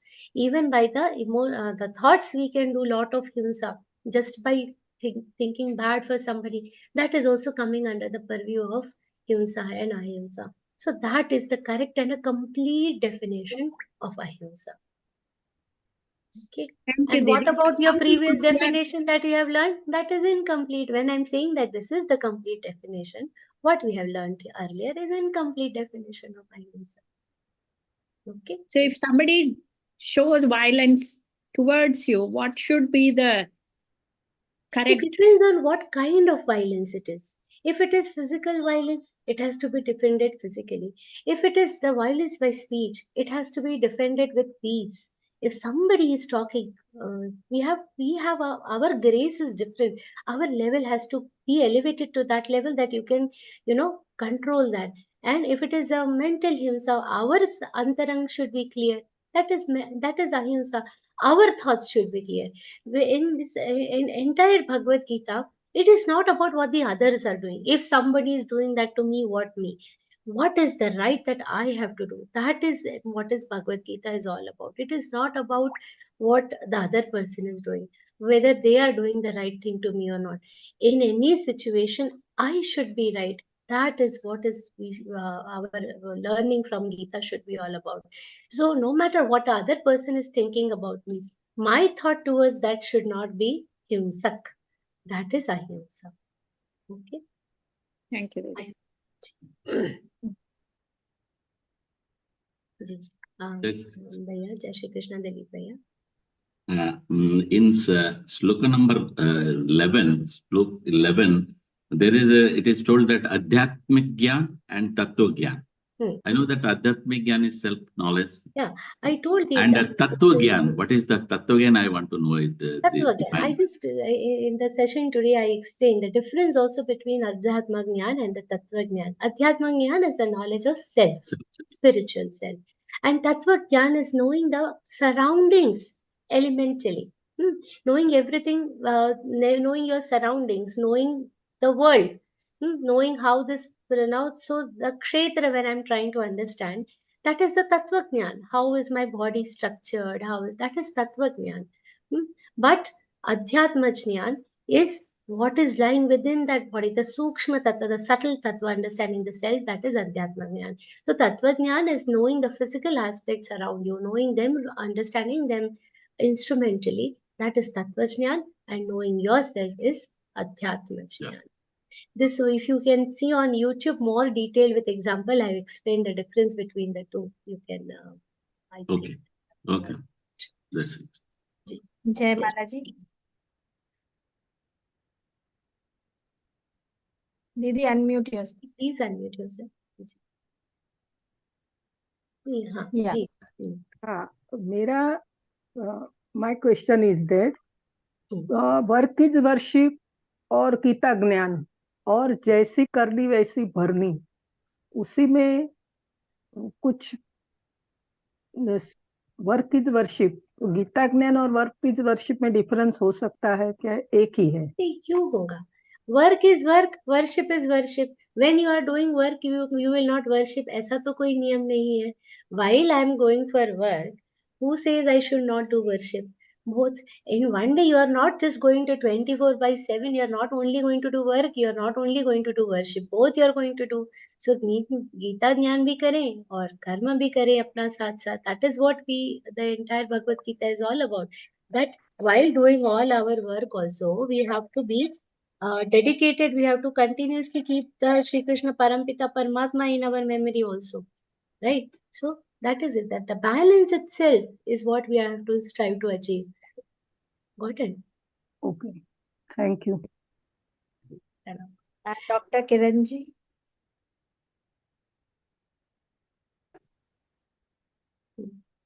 Unmute yourself.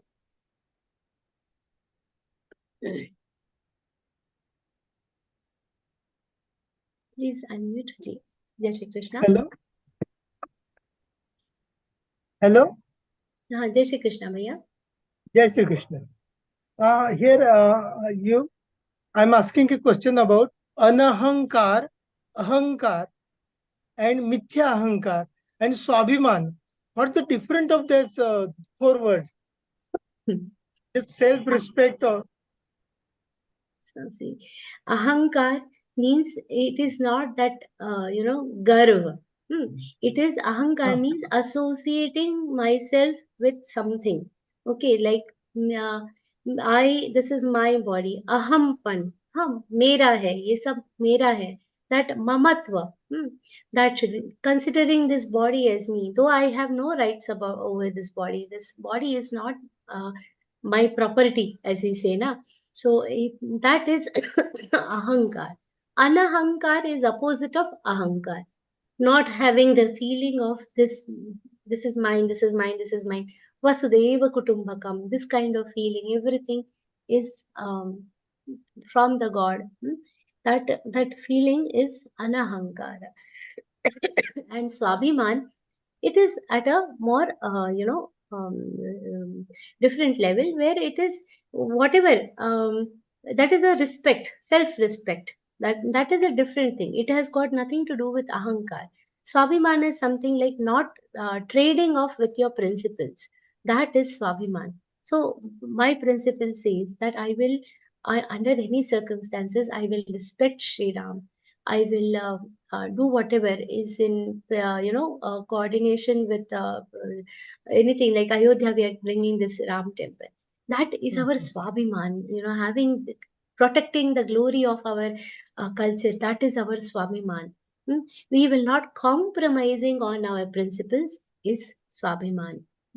And then if you say, I'll just add one more thing to you, Abhiman. Abhiman means having pride. That should not be equated with Ahankar. So that circle becomes complete. Ahankar is, associating towards with something very closely. Anahankar is opposite of Hankar. And Swabhiman is different from these two. This is about not compromising our principles. Mithya Ahankar, Mithya Ahankar. Mithya Ahankar, I'm not sure of this term. I'm not, but just that Mithya Ahankar, Mithya means something that is not true. So anything which is not true, Ahankar in itself is not there. So it might be because of that. The Mithya word is different. But if they are together used somewhere, I'm sorry, I'm not aware of that term. Okay, thank you. Yes. Saumendraji. Jai Shri Krishna. Am I audible? Yes, Bhaiya, you are audible. Jai Shri Krishna. I have gone through your Vivachan. Actually, probably I have not been able to follow all the slokas, but my suggestion is, can you do a little slow, because you have done about 12 slokas in one go. So many of the last slokas I could not understand at all. So this is my suggestion. Of course, in the, as you said, in the YouTube, the thing, yeah, so you can just explain a little bit in detail in those things, like, now we have the Khetra and Khetrago, we have understood up to, because it has been repeated. And today for the Gyos, you have given the details, but which has gone very fast. So my suggestion Okay, is... I'll take your feedback, but I also apologize for that. But I also have a time restriction, so I'm always crossing that time restriction. But if I don't cover that up to 18th slok, then next time I will have to go even more faster, because we have to complete till the 34th slok. But at the same time, if there is anything that you feel it remains unexplained, you can always feel free to ask me. So I've covered everything from the Gneya with as many examples as possible. But if there is anything which you find that is not clear, you can go through the session again and ask me in the next session also. That's also not a problem. So, as you said, some characteristics like 6 to 30, then 24, and probably 10 Indias. So this is that is very easy. I'll tell you. Now, see, all those 36 I cannot sit and list down, right? And 20, I have just given these number. But we have discussed all these characteristics in detail. So when we say that characteristics of Jnani, the knowledgeable one, we just told, and in the characteristics of Jnani, some particular number I have told. If you go through this shloka number from 7 to 11 and note down for yourself, this is what we have to do. That chewing the cud, no, we have to do. Do revision. This is what, list it down, and you will be able to see that amanitva, adamba, amanitva, madambitvam, ahimsa, Kranti, Arjavam, ye 5 ho gaye. Similarly, if you go till the 11th shlok and try to list down the shlokas, you will be able to get the characteristics. So it is just a number. So it is not like we have not covered it. That shloka has just told that I have told, in that Shri Krishna has not put any numbers that I have told you 20. He was not counting. That number I added from my side because I have written down the shlokas and listed that these are 20 characteristics. But for your benefit, you can also sit and list down those characteristics. But that shlok is fairly simple, where he has said that I have told you what is the nature of kshetra, what is the nature of jnana, what is the nature of jnana. I have told you kshetra, knowledge, and the knowable God. So, and so many characteristics that I have added from my side because I have listed them. As a sadhak, I would suggest you also try to list down this and go through the number. It is very easy. Apart from that, all the characteristics of the jnana that we have done, those I think should have been understood. Jnana, jnana, jnana, gamyam, tak, whatever it is there. That much explanation should be sufficient, I feel. But if anything remains unclear, please feel free to ask. But the last shlok is just a summary of what we have seen. So it is not like any good jnana is there inside it. Okay. So it will be all covered in the your YouTube link also, na? Yes. So the shlok that you are talking about is the 18th shlok. Up till 17th shlok, everything is there in the YouTube video. You can definitely go. Okay. Thank you, Didi. Thank you. Okay. Thank you for that. Jai Shri Krishna. Didi? Jai Shri Krishna, Didi. I think you spoke really beautifully, and I was so thoroughly engrossed in what you were saying. I have a couple of questions. The first one is, why at all is there anything negative in the world? I mean, you might say that it is because of your previous janma karma and all that, but to start with, when you're taking the first birth itself, why aren't you born pious? And why isn't there just goodness? That's my first question. And the second question is, why is there a need to even understand God? Why aren't we born with that understanding? About the existence of God and the spirituality and all that. So why are we going through this cycle is my question. See, the very first one. Why are we not born as pious? Do you know which birth this is? Whatever we have been born as, it is an accumulation of a minimum of lakhs, uncountable number of births. There was no time, if you see the second chapter, Shri Krishna has said, there is no time when I was not existing, there is no time when you were not existing. So there is no count of which birth it is. Whichever might have been our first birth, we all must have been at the same pious level. And what we are seeing around ourselves now, it is an accumulation of not just 7 births, 7 में ये सब कुछ नहीं होता है. Kalpas, do you know what is a kalpa? The Chaturyugis, all not just one yug, forget about 10, 20 years, 100 years, 200 years, lakhs of years. Just Kali Yuga is 4 lakh some number of years. Then double of that, Treta Yug, Dwapar Yug, Sat Yug, total milake, it is more than some 64 some lakh years. In all those years, how many births we have taken? It is all uncountable. So this is not definitely our first janma, so we cannot be very pious. Now you said why there is negativity. Negativity again is a very perceptive thing. What Shri Krishna is trying to explain us through Bhagavad Gita is we have to put a filter on our eyes, or say remove a filter on our eyes, which will help you see something as a positive or something as a negative. Gradually you will also see the 10th chapter wherein we will see that he has given his vibhutis where his presence is strongly felt. In that he has not chosen anything, that he has not chosen that Rakshas kul mein mera nahi hai. Prahlad is just there, he is told there also his presence is there. Even in the negative things he has told, even in the Dyut is the gamble. Even in the gamble he has given his vibhuti. So from perspective of Shri Krishna, there is nothing positive, nothing negative. Everything is there.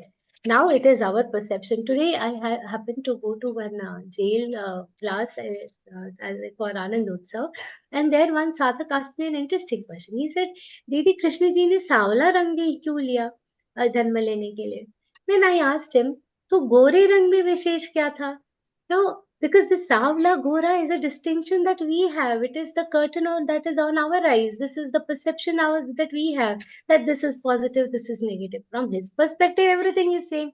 Savla kya, gora kya, sab mere liye, unke liye ek barabar hai. Same thing. There is nothing negative, nothing positive. In all circumstances, being steady, that is what is Bhagavad Gita is all about. Sthairya Matma Vinigraha. Even in the presence of all the things in our surroundings, we should be steady. We should be steadfast on what we have decided. That is important. So we have to change that perception. That is what we have to strive for. धन्यवाद दीदी. जी, प्राण दीदी, जय श्री जी. जय Shri. I have one question. Actually, what Lord says is we should fight for our rights. But if you take the story of Ram, he left everything when his brother asked. He didn't leave everything. His brother didn't ask. No. He said, okay, let him enjoy. Who said? Where did you read this kind of Ramayan? Where he said, let him enjoy? No, I am telling my own this according to, after studying the Ramayan, what I'm like example I'm giving. He said, okay, let him take. We will go to the forest. No, it's not like that. No, it is going to my brother. This is what, yeah. See, this is what is called. The Lord says you have to fight for your rights. Okay, I'll tell you. I understood your question now. It is not that he has given up and said you enjoy. It was not that उन्होंने अपने अधिकार के लिए अधिकार छोड़ दिए. No, what he has done, you have to understand what was the purpose of him going to this vanvas. He was ordered. He was fulfilling a promise that his father had given to Kaikeyi. We cannot forget the basic Ramayana. We cannot interpret it in our own way. Ramji my question is, 1 minute. Now you listen to the answer. Okay. I got your question. Your question is that why he didn't fight back for his rights. That is your question, isn't it? Yes. Now listen to the answer.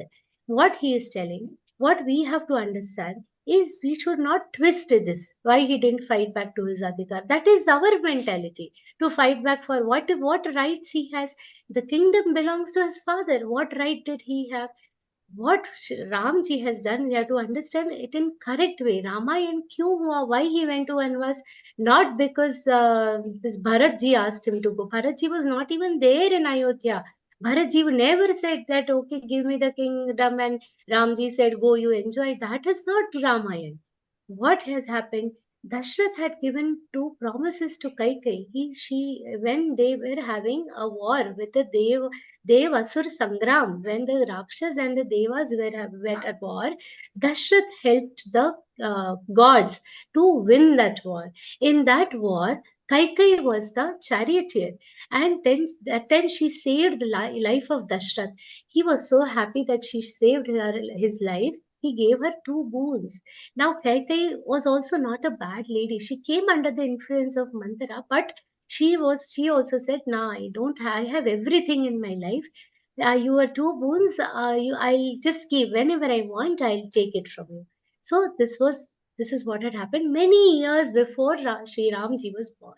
Then, under the influence of Manthara, she was reminded of these 2 promises by Manthara herself, and she said, you asked these boons and you asked these 2 things. So under her influence, Kaikeyi Mata ended up doing this thing. And now Dashrath ji was also not a king who will just say, isne bol diya to main Ram ko vanvas mein bhej दूं. No. He's from the Raghukul dynasty, who are known to fulfill all their promises. So he has given a promise that 2 boons I will satisfy for you. So he said, your 2 moons I'll give you. He was so disheartened that he ended up dying because of the pain that he ended up having. That death is also not coming just like that. It is a result of the thing that had happened. I will not go into the detail of the Ramayan. In the forest, jo Shravan Kumar ki story hai, because of that, type of pain has come to Dashrath Raja. Then what has happened? Because to fulfill his promises, he had to give that order to Sri Ram. And now Ram is an ideal son.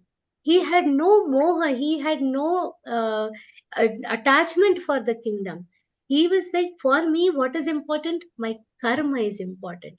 He was, there is a one very important sentence from Vasishtha, Guru Vasishtha. Bhagwan Vasishtha has said a very important thing. When Bharat ji came back and he saw that he came to know, वो तो आने के बाद पता चला उनको कि राम जी तो निकल गए वनवास के लिए. And he asked Vasishtha ji, what did Ram ji, because he was worried, how is my Bhagwan Sri Ram? He asked, what happened? How was his expression? Was he sad? What Vasishtha Muni has said is of immense importance. He said, when he was being crowned the prince, today night he was told that he will be crowned the prince of the king of Ayodhya tomorrow. And next day morning he was told that you have to go to Vanvas. Vasishtha Muni said, I have seen his expressions when he was told that he will be crowned the prince. And when I went to see, obviously before going to Vanvas, he came to do namaskar to me and I saw his expressions there. He said, Bharat, there is no change in his expressions at all. His expressions were the same when he was given this great news that you are going to be the king. His expression was absolutely same when he was told that he is going for Vanvas. Why? Sthita prajna. In any case, he is not being affected by the sukh or dukh, because sukh and dukh, as I told you in today's revelation, are perceptions that we have. They are just perceptions. वो हमारे लिए सुख दुख है, but for him what was important is karma. He was happy that in Vanvas I will get the company of great sages. He was very happy that he'll get to meet sages.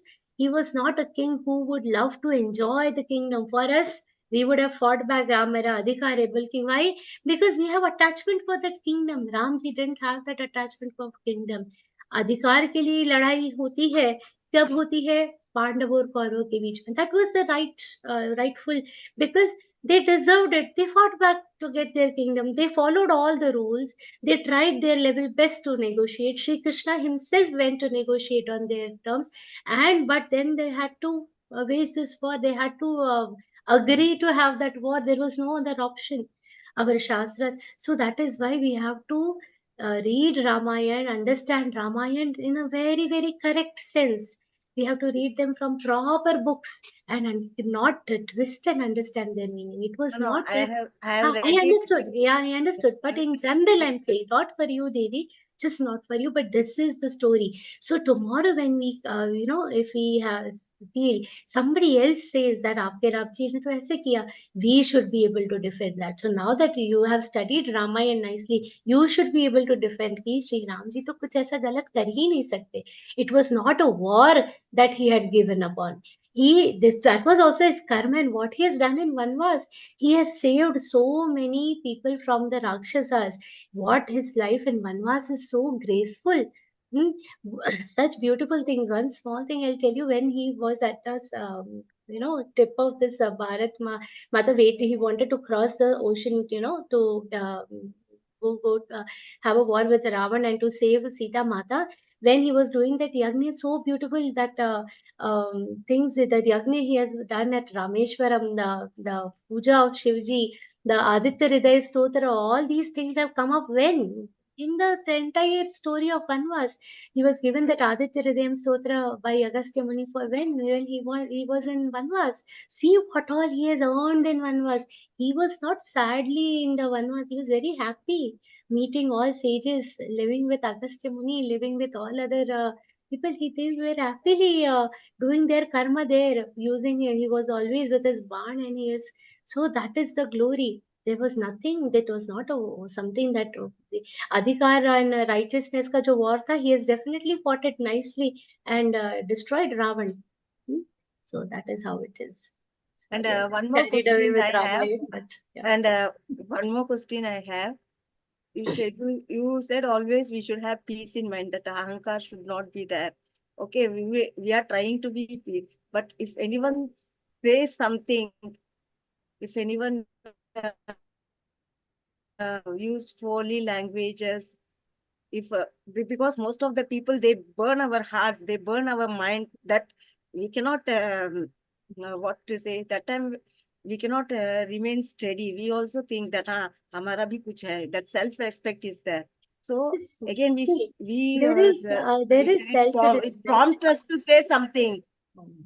It prompts us to say something. Tu bhi aisi hai, tu bhi waisi hai. So in that situation, how we should be? Because the opposite people, they prompt us. Last time also, I think you said a similar thing, and I told you a very simple thing, that they are doing That their is there, karma. but still We have to do our karma. Whenever somebody says something foul to us, or is misbehaving, or is commenting on us, we have to understand what is our karma. Are we supposed to be spoiling? आप उनको बोलोगे फिर जन्मों जन्मों तक यही cycle चलेगा. no, उनका if कर्म suppose उनके पास. they say you Listen, are a 1 minute. prostitute. If they say you are a prostitute, Let's we not cannot use manage. such We are from words in. a good Now, family. what We they are are saying, I don't want to listen, because there is a dignity of this platform. We yeah. should not be, breaking that. At the same time, I understand your pain. I understand that how it feels, because see, everybody at some point of time in our lives, we have undergone this pain of somebody unnecessarily saying something to us. This happens. At that time, just do one thing, Didi. Remind yourself of who you are. Now who you are, don't, not in your things. You are a Geeta sadhak. Now leave your own identity as your name, just leave that and think, I is a Geeta sadhak. This is one janma where I'm tied up with such people. I am tied up with people who are having this karma in their account. Do you want to retort back and give this karma back, get the same karma for yourself? Somebody is doing something foul. We copying them and reflecting their karma back on them is of no use, because we are spoiling our own karma. Be mindful. This is what, see, that's what I was saying. Asaktirana Bishwanga, all that way, what when we were saying, why detachment, that all this is coming, it has to just go back like a mirror. You know how your mind should be like a mirror. It should just reflect back. Mirror is seeing so many faces. How many pictures is it absorbing in itself? None. Like that, whatever is coming back should reflect back.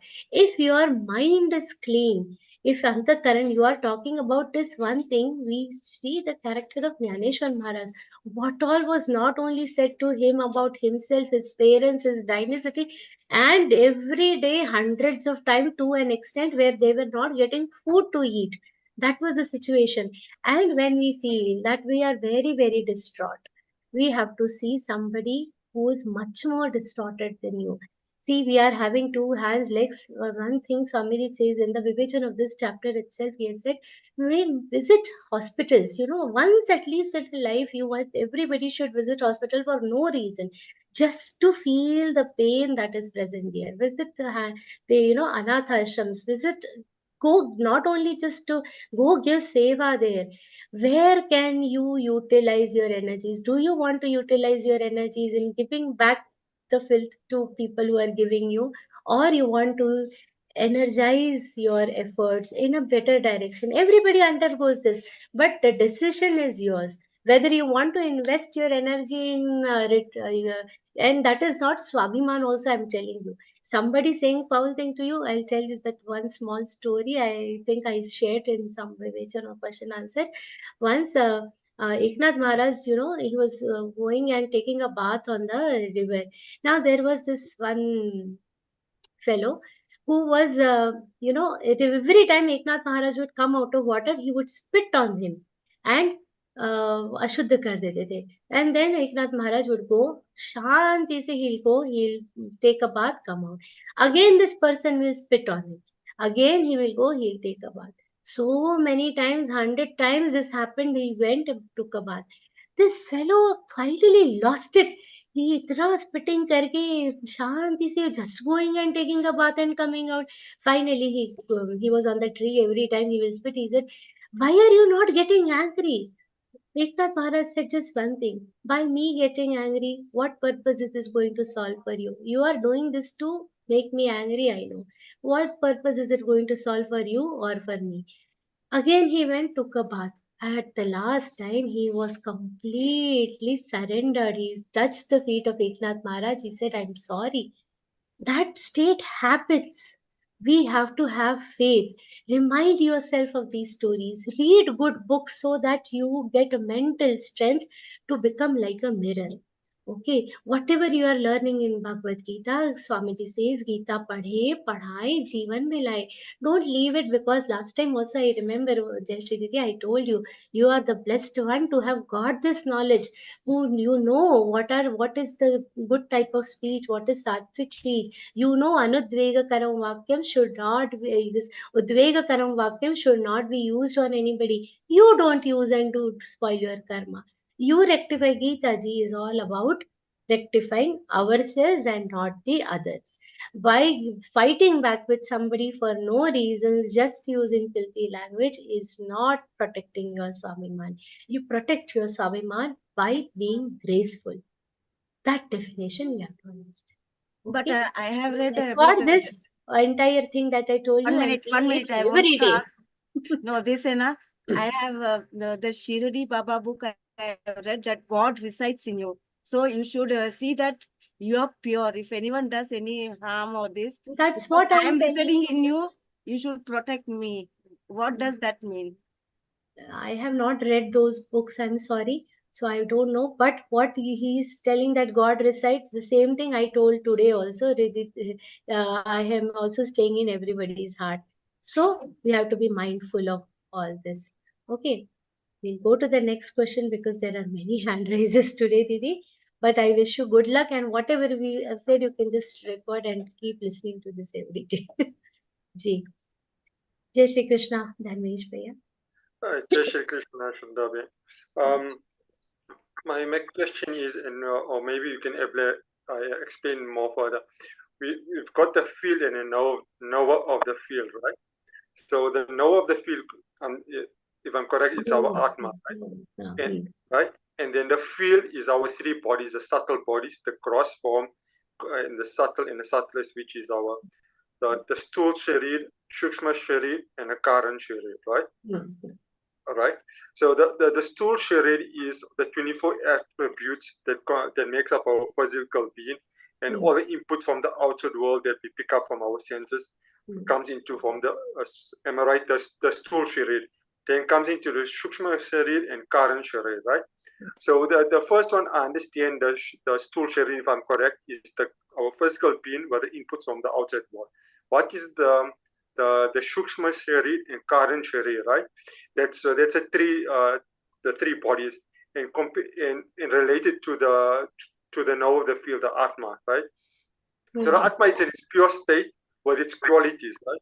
But it's always interference because we see the world on our perceptions, our mind. From our side, we see there's a different perception, and we don't see there's a reality because we picked up all these inputs from outside and our past karmas that gives us a perception of the world and our judgments of the world. So I'm finding it a little difficult to understand your accent. Will you please just say it slowly? Then what? I understood up till this. Then? You can hear me? Yeah. Tell me. Okay. So if you can explain the three bodies, what's the Karan, the Shukshma, and Sthul Sharir, and related to the Atma, right? That's the first one, right? And then the second one is we perceive the world by the experiences we bring along with us from past lives to this life, right? But there's a conflict between our pure Atma and the perception from our three bodies. See, I will just I'm not able to understand it correctly, your question, but if you're asking about these three, the current sharir, as you said, is the Atma.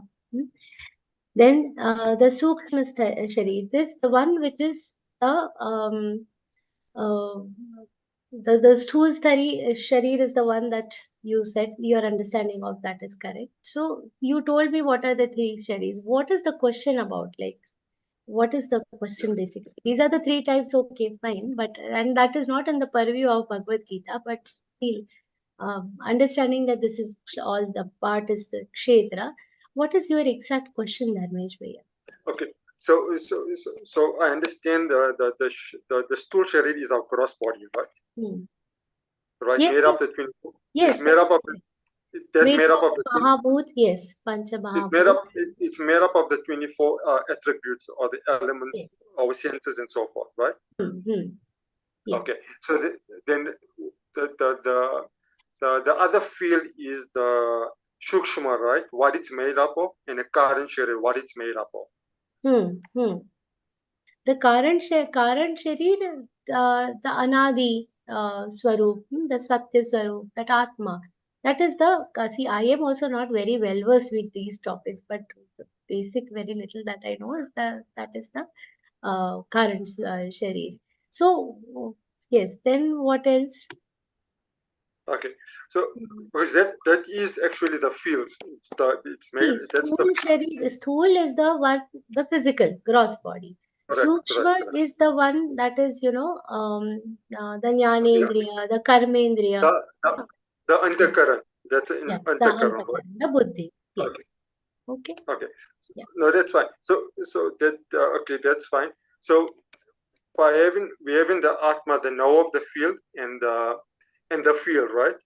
By having to recite the Gita, what does it do to the field and know of the field when we recite the Bhagavad Gita?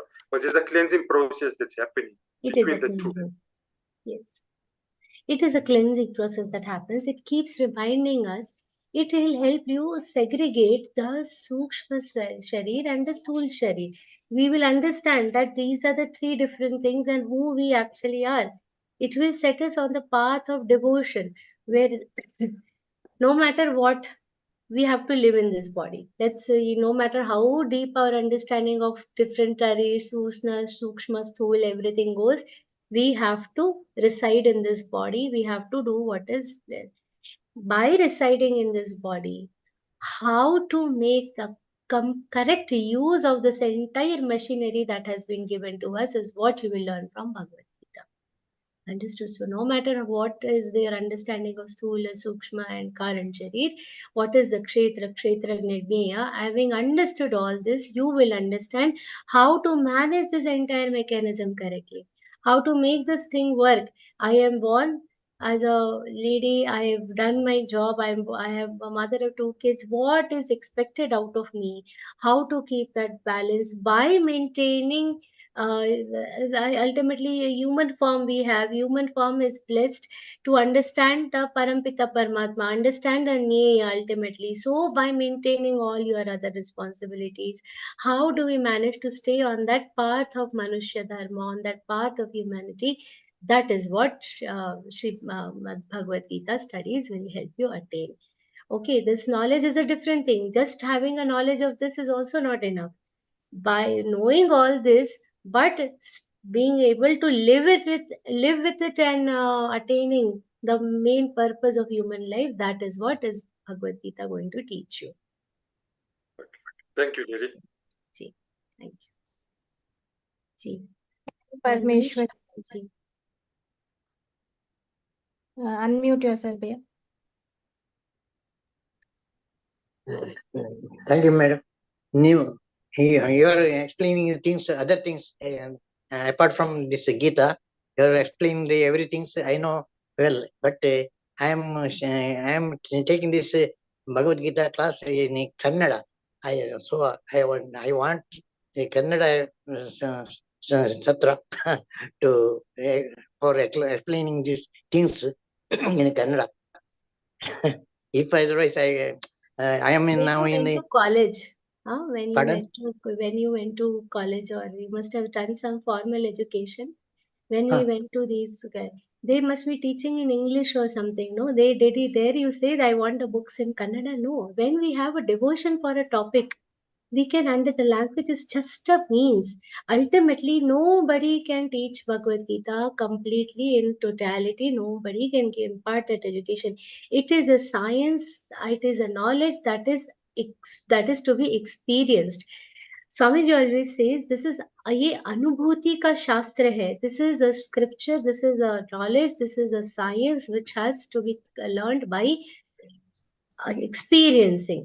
So no amount of virtual lectures, no amount of verbal lectures, no amount of books are enough to understand Bhagavad Gita. At the same time, your request is very much acknowledged by our seniors, our core management, and they will definitely come up with something for that. But till then, we have to understand that your devotion should be for the topic and not the means by which you are reaching that topic. English is just a means of giving you basic thing about what is, but for just knowing translations, you have ultimate number of books are there. You can go through them, but at the same time, and whatever I am talking here, it is not away from Bhagavad Gita. Because if we directly go and open Sadhak Sanjeevani and try to understand, unless we have a basic background of it, we will not get those books. So, but if you want that word-to-word translation, many number of books are there. You can definitely refer to them and improve your understanding on. ಅದೆಲ್ಲ ಸರಿ madam, ಆದ್ರೆ ಕನ್ನಡದಲ್ಲಿ ನೀವು ಹೇಳಿದ್ರೆ ನಮಗೆ ಬಹಳ ಅರ್ಥ ಆಗ್ತದೆ. I don't understand ನಿಮ್ಮ Kannada. I understand Telugu little bit, but I can grasp your narration, but I can't understand the Hindi, Sanskrita language. Please. So for that, yes, for that we have to read. See, what is the purpose of this Vivechan sessions? It is to introduce you to what we are learning. It is just a interpretation. It is for learning everything in deep. You will have to learn the language in deep. Start learning Sanskrit. We at Geeta Parivar or anywhere, we will not say that you just listen to our interpretation sessions and there's nothing. It is not a complete thing. This is just a beginning. It is the stepping stone based on which you will develop that interest to explore more things. Yes. So don't think that this is not Thank you, the madam. ultimate destination. Thank you. This I know now. I know Ramayana. You have explained the things very well, so I can understand it very well. And I don't know Sanskrita. Then that's why I need it in Kannada explanation. Sanskrit, yes, no, but for translations we are definitely trying to cover as much as possible. But please refer to some books also. There are a lot of Geeta Press books, and Geeta Press also has Kannada books. So there's some time back, good you asked this question. I just saw some time back somebody had asked about the books also. You should refer to Geeta Press books because they connect you with the original text of Bhagavad Gita. The Geeta Press, they are not based on somebody else's interpretation of Gita, and that is why they are very perfect. So you will get lot of Kannada books on Bhagavad Gita in Geeta Press. Please utilize those also. Okay, madam. My humble request, then please start that Kannada. There also same thing will happen because we will not teach Sanskrit, no? There also the interpretation will be similar. Okay. Thank you. In the groups, they will get Kannada summary, so he can actually read Kannada in the WhatsApp group. You will be receiving Kannada summary of the interpretation session, so you can read that summary in Kannada language. Okay. Savitramma. Jai Shri Krishna, Didi. Hello. Jai Shri Krishna. You can ask your question. Hello. Pranam, Yeah, you are. Jai Shri Krishna. I think she's traveling. Mohanji. Yeah.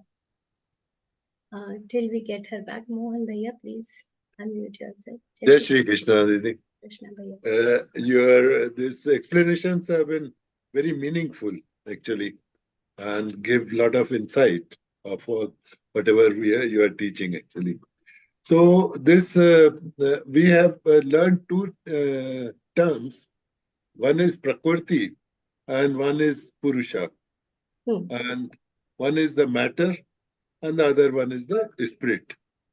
And here this Tattva Gyan is related to the matter, the physical form of the body, probably as the field we are talking about. No, it is not like that. It is not only to Tattva Gyan, but it is also, it is not only to physical, it also includes not the self, but other aspects of the physical matter. So, yes, what is the question? Sorry.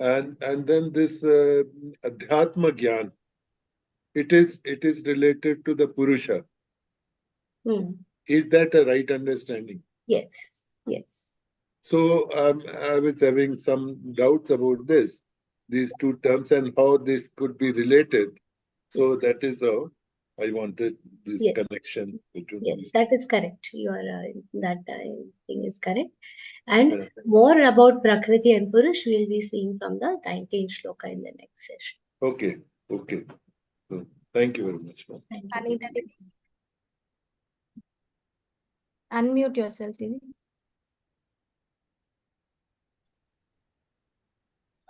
Am I audible? Yes, Didi. वो बहुत अच्छा बताया दीदी आपने, बहुत ही अच्छा, specially ये game की जो आपने कैरेक्टर्स बताए, बहुत मजा आया। स्वामी जी की कृपा है। अच्छा मैडम, 8वां श्लोक ये थोड़ा सा मुझे और एक्सप्लेन कर दीजिए। ये दुख दोषानुदर्शनम, ये इसका क्या मतलब हुआ? जन्म मृत्यु जरा व्याधि ये दुख दोषानुदर्शनम। we took this last time. Her question मैं इंग्लिश में बताऊं तो चलेगा, क्योंकि हाँ चलेगा है, तो इसको हम लोग इंग्लिश में देखेंगे। In the characteristics of the jnani, a person who has no knowledge, Shri Krishna is telling that Janma Mrityu Jara Vyadhi Dukkha Doshanudarshanam. This is the entire thing is one word. It is a perception of evil is being seen in the life death. See, just to explain this entire thing in one short way of telling is, you see in Janma, Mrityu, Jara. Jara means aging, and Vyadhi. Vyadhi is diseases, all the different types of diseases. And all these phases, your body is going through all these different phases. Janma, Mrityu, Jara, Vyadhi. In all these, there is a perception of dukkha, that is pain. Everything is going to have undergo the pain. It is painful. Example, like a person, even something like birth, it is not coming, though it is a matter of happiness, we all celebrate, but it is very painful for the mother, it is also painful for the child. Okay, so in that also the pain is there. Mrityu also is associated with pain. Everything is having certain amount of pain, but not seeing pain as a problem. Dukkha dukhanudarshanam, dukkha doshanudarshanam. That pain is not dosh for them. So, for instance, are having an understanding that grief is going to help you stay on the right path. That is what perception they have. They are the ones who understand that though this life is full of pain, this pain is good for me. They have a positive perception towards pain in life also. There are many examples of this. When Prince Siddharth, when he saw that there is pain around him, he saw a dead body, he saw old people, he saw everything, and he took sannyas to understand this. He didn't take it to run away from it, but to understand that this entire understanding, having a perspective, having a understanding, having a positive perspective towards this dukkha, understanding that दुख हमें जीवन पे सही मार्ग पे रहने की सहायता करता है, जिनका ये एक दृष्टिकोण होता है, दैट इज अ ज्ञानी. Okay, so they are the, हाँ सम रहना चाहिए दुख. हाँ, सम तो रहना चाहिए, वो दुख में सम तो रहना चाहिए, पर दुख में दोष नहीं देखने हैं, वो ये बात कहती हैं. जैसे एक छोटी सी बात बताती हूँ, कुंती माता एंड कृष्ण के बीच में ये कन्वर्सेशन हुआ है. There is a conversation between Krishna and Kunti Mata. Krishna asked Kunti Mata, बुआ, tell me what do you want, you know, one blessing I give you, what can I give you? She asked for dukkha. So that is dukkha dosha. So she doesn't see evil in dukkha, because why? She says, because dukkha is keeping me connected to you. So that perception, a positive perception towards unhappiness is dukkha dosha anudarshanam. Thank you. Thank you, Didi, for such lovely heartfelt gratitude for you, this lovely doubt clearing session today. So I learn owe it to Geeta. the sadhaks. Learn Geeta is serving selflessly to millions of sadhaks across the nations, and a big salute to the exceptional service. Sincere thanks to all the relentless volunteers for putting their untiring efforts day and night and making these classes a big success story. So may Krishna Kripa flows always. Let's offer this session to the lotus feet of Krishna with the ending prayer by Arunima Singh ji. She is an advocate from Pune. She joined Geeta Parivar in May 21 and completed all levels with Ram Raksha and Vishnu Sahasranam. Giving her seva in calling and migration, TTG, GC mentor, tech assistant, GC, Jigyasu tech. Didi, please start the prayer. Jai Shri Krishna, Didi. Thank you, everyone.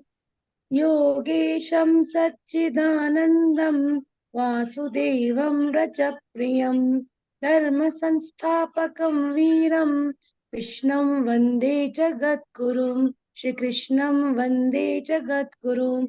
Om Shri Krishnam Arpanamastu. Thank you, Didi. We'll meet again for the next interpretation session. Same time, same place, but kindly wait till the end of the play of Hanuman Chalisa also. May Lord Shri Ram bless us all. Till then, Shubhratri, good night, Jai Shri Krishna.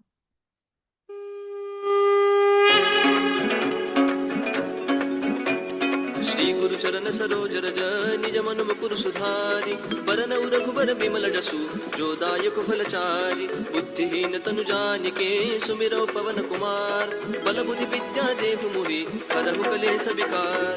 जय हनुमान ज्ञान गुण सागर जय कपीस तिहु लोक उजागर रामदूत अतुलित बल धामा अंजनी पुत्र पवन सुत नामा. महावीर विक्रम बजरंगी कुमति निवार सुमति के संगी कंचन बरन विराज सुबेसा कानन कुंडल कुंचित केसा. हाथ वज्र और ध्वजा विराजय कांधे मूंज जनेऊ साजय शंकर सुवन केसरी नंदन तेज प्रताप महाजगबंदन विद्यावान गुणी अति चातुर राम काज करिबे को आतुर प्रभु चरित्र सुनिबे को रसिया राम लखन सीता मन बसिया. सूक्ष्म रूप धरि सिंहि दिखावा विकट रूप धरि लंक जरावा भीम रूप धरि असुर सहारे रामचंद्र के काज सवारे. लाय सजीवन लखन जियाए श्री रघुवीर हर्षि उर लाए रघुपति कीन्ही बहुत बड़ाई तुम मम प्रिय भरत ही सम भाई. सहस बदन तुम रोज सगावै अस कहि श्रीपति कंठ लगावै सनकादिक ब्रह्मादि मुनीसा नारद सारद सहित अहिसा. जम कुबेर दिगपाल जहाते कवि कोविद कहि सके कहाते तुम उपकार सुग्रीव ही कीन्हा राम मिलाय राजपद दीना. तुम्हरो मंत्र विभीषण माना लंकेश्वर भय सब जग जाना. जुग सहस्र योजन पर भानु लील्यो ताहि मधुर पल जानु. प्रभु मुद्रिका मेलि मुख माहि जलधि लांघि गए अचरज नाहि. दुर्गम काज जगत के जेते सुगम अनुग्रह तुमरे तेते. राम दुआरे तुम रखवारे होत न आज्ञा बिनु पैसारे. सब सुख लहै तुम्हारी सरना तुम रक्षक काहू को डरना.